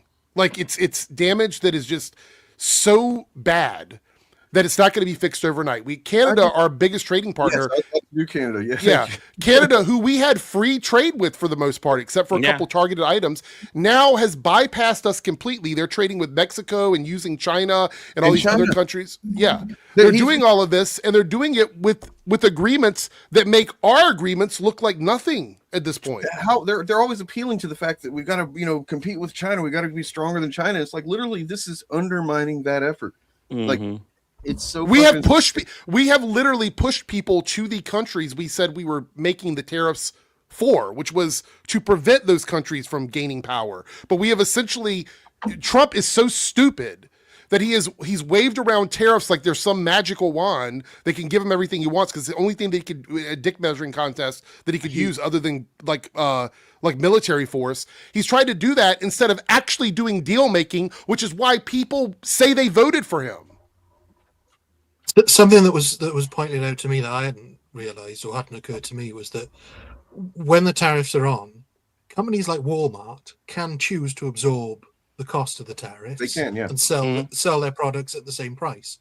But a local shop selling the same products can't and has to pass that on to the customer. And so if a product in your local shop goes up by 20% and is the same price in Walmart, that pushes you to Walmart, which means the richest people continue to get richer and everybody else goes poor, goes out of business. But see, this requires like actual schooling. We have a really dumb community here in the USA that Yes, they we do. prey on. They prey on the dumbest portion of our community. And I'm not saying that is like dumb people deserve to be exploited. Like that's not me saying that, or that people should be ashamed of it. The education system failed them, not the other way around. For example, this right here. So, do populations create value and wealth? Is that just by having a certain number of people? Like, that doesn't make any sense. What you're saying, like that's. It's discounting the way that money is made, the way that the economy works. Like, it's weird. I actually think that the idea that, we were this superpower and that we controlled so much, the fact that it could be so easily dismantled by our own government is crazy to me. Well, but I mean, it's Putin. This is everything, like Bob of the Old Way said. Everything literally makes sense if you imagine, and it's not hard to, that Trump is a asset of Vladimir Putin, whose explicit goal for a long time has been to essentially, weaken the U.S. as much as possible. And he's doing every night. Vladimir Putin's fucking jerking off to fucking whatever the news is saying about how shitty things are in the U.S. right now. Yeah, and combine that with Trump being a terrible businessman and a terrible person, and it's the perfect storm. He's easily manipulated. He's been manipulated, and he's as somebody who was formerly a world superpower with a very small population, I can tell you. I gotta get going. All right, see you later, Dane. Yeah. We'll wrap this up here in a minute. Yeah, I'll wrap up. Have a good meeting. I mean, just to finish my thought, as somebody from a former world superpower who was punching above their weight, it all collapsed because we made stupid decisions at every stage of our empire, basically, that enriched us or didn't even enrich us. The poor people in the UK were being exploited by the rich business owners, and nothing was done about it. Yeah. I mean, we know about when slavery actually ended. The people who were in the UK, when we refused to take part in the slave trade anymore, the people that were compensated were not the slaves, it was the slave owners. Yeah. Mm-hmm. Yeah. Columbia Rican here says Trump bankrupted 3 casinos and his dad handed down to him casinos in which the house always wins. Make that make sense.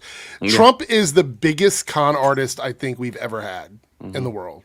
I think he is. And what's the issue now is, and the only thing I see him kind of struggling to do, because everything he's doing is collapsing around him, is he wants to try and fuck with elections, which is why he went down into Atlanta, down in Georgia, and tried to fuck with that. Tulsi Gabbard now, apparently there's some big bombshell story about her that is just about to come out. I checked today, but it seems like she's sort of just talking shit, saying it's all not real, it's not real, but apparently there's something big that's about to come out about her. And she was connected to that as well. Real enough to keep hidden in her private safe. Yes. Yeah. So, I can't believe there was a short period where I thought she was all right. Well, the thing I can say is that it is fun to watch the castle collapsing, but what we're seeing now, the reason it's only been a little over a year since he's back in office, and we're already seeing it collapse around him. We have the midterms coming up. He wants to try and nationalize state elections, which is like, obviously the Supreme Court's not going to allow that, but that's what he's been talking about. Well, we don't know with this Supreme Court. But I can say this, and I say this with 100% certainty. If somehow he tries to fuck with state elections, we will see protests like you have never seen before. I think, like, we've waited to see how big these things are going to get. If you try to come after state elections, that's going to be a big deal. We will see, like, remember when they did, what was it called? The No Kings, the first No Kings protest and the second No Kings. Like, I think this will be a protest even larger than that, because then it's a slap in the face of not just Democrats, but Republicans in states by taking control of their life. You'd be taking the power away from them. And I think there's some MAGA people that would probably be okay with that, but I don't think every conservative is going to be okay with that. So that's what I think is the issue. We have Erebus here, $5 super chat. Fuck Russia! Yeah. I would agree. Well, no, probably not without a condom, though. Definitely use a condom. That's true. You don't know where it's been. Otherwise, you might need to get some antibiotics. Okay, I want to talk about this before we go, because I know we're about to wrap. I think you've done all your topics, right, Bob? You don't have anything? Yeah. Okay. I want to say this. The SAVE Act is important. Around 69 million women would possibly be restricted from voting because of a name change. I think this is really important that people understand this. It's about birth certificates, IDs, and legal name changes. Now, of course, this would affect anybody who has had a legal name change. If you're somebody that might have changed your middle name, your first name, your last name for any reason, if you're a trans person, if you're somebody who just wanted to change your name, you just wanted to change your name, or if you're a woman that's been married, this particular thing is a big deal. So, and it doesn't look like it's going to go anywhere. It looks like there's enough people that understand how severe this is. But if this did, say for example, this did pass, it would 100% end up in front of the Supreme Court. 100%. So we'll see. We will see what happens. But it's bad. So many women's right to vote. Like someone was telling me 63 states already have an ID situation with like voting. Some states do require. There's like 36 of them require you to have an ID on site. I don't have an issue. Like I honestly don't have an issue with like making sure you have some sort of identification. But the issue with the SAVE Act is it's a conflict of names. Like it's an issue with how you provide that identification, which is the problem. So I mean people like to make a big deal about how, like, you know, apparently you don't have to have an ID to vote in so many places. And it's all bullshit. Every time you look into it, it requires an ID to vote or it requires an ID to get registered. There's an ID somewhere where your identity is confirmed. You can't just make up a person and vote. That is fiction made up by liars. Unfortunately, we did bring in voter ID as here. We've not had an election since it was brought in, but it was always a Conservative talking point because voter fraud is so small. So it's not actually necessary to have a voter ID because in order to register to vote, you provide the ID at that point. Yep. And it's not like, obviously we've got a slightly different system here, but essentially here it's run by the local councils rather than, like in your case, it would be the states. So it's similar. The national government doesn't run any of the voting situations here, but it's unnecessary. But this is going a step even further. Well, this one says, and good that Bob brought this up, your birth certificate and a government ID that matches the name on the birth certificate, which is impossible for people who have had legal name changes. So this is why I don't think that's going to happen. I don't think it's going to pass. And again, if it does, it will be challenged in the courts for sure, 100%. Because I know a lot of people. I have friends that have just fundamentally, different names. Like they came over from another country and they've had different names when they came over from their birth certificate, and they're legal citizens, and they wouldn't be able to vote under the new policy here. What's up, Crazy Joe? Shout out to Crazy Joe Adventures. Good to see you, Crazy Joe's concession stand. Anyway, that's pretty much it for me. I got to get out of here because I have to work tonight. How are you guys doing? Should we shut it down or what? Yeah, well, I'm down. But real quick, I will be streaming tomorrow. We got comic books and chuds tomorrow. Should be fun. Make sure to stop in. Should be about the same time as this stream. What about you, Ryan? What's happening on your channel? As usual at the moment, just putting out a weekly Rockford Files review.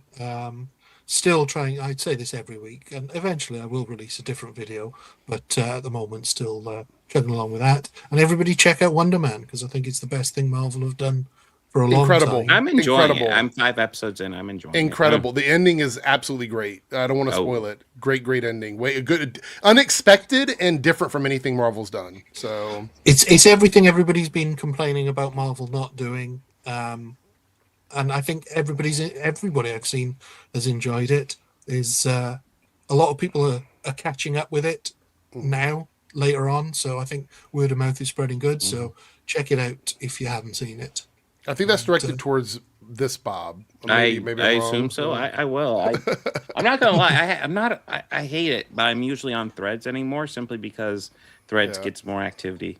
Yeah, I don't know. Threads seems to be more active for sure because it's connected to Facebook and Instagram. So anyway, as far as it goes for me, you guys know where to find me if you're watching on the Eric Debunks channel right now. We got 120 people still watching all the streams. Make sure you sub, like, comment, all of that stuff. I have some new videos coming out tomorrow and the Nerdcast tomorrow night. So if you guys want to stop in, we'll be doing that. Yeah, that's pretty much it. Not much else to go. I don't think we're gonna have a fun, flashy ending because Dane left and I don't feel like pulling anything up. So we're just gonna we're gonna end the stream. Well, so yeah, unless you have something. I can pop a fun clip here if I can find it real fast. Oh yeah, here I got something. Okay. This is a short little clip, but heavily edited. All right. Give me a second to find it. But we are going to be celebrating classic. We're going to be celebrating classic heterosexual moments in Star Trek. Oh, okay, cool. Bump, ba-dum, bum, bum. Here we go. Here we go. All right. I'm going to drop out of here. I'll see you guys later. See ya. Later.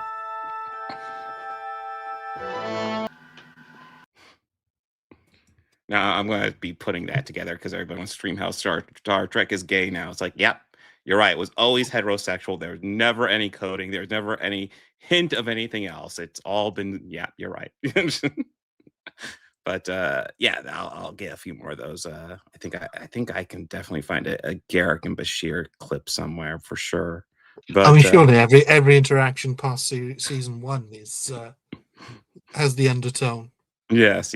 But yeah, guys, thank you for joining us. Make sure to subscribe to Nothing But Media.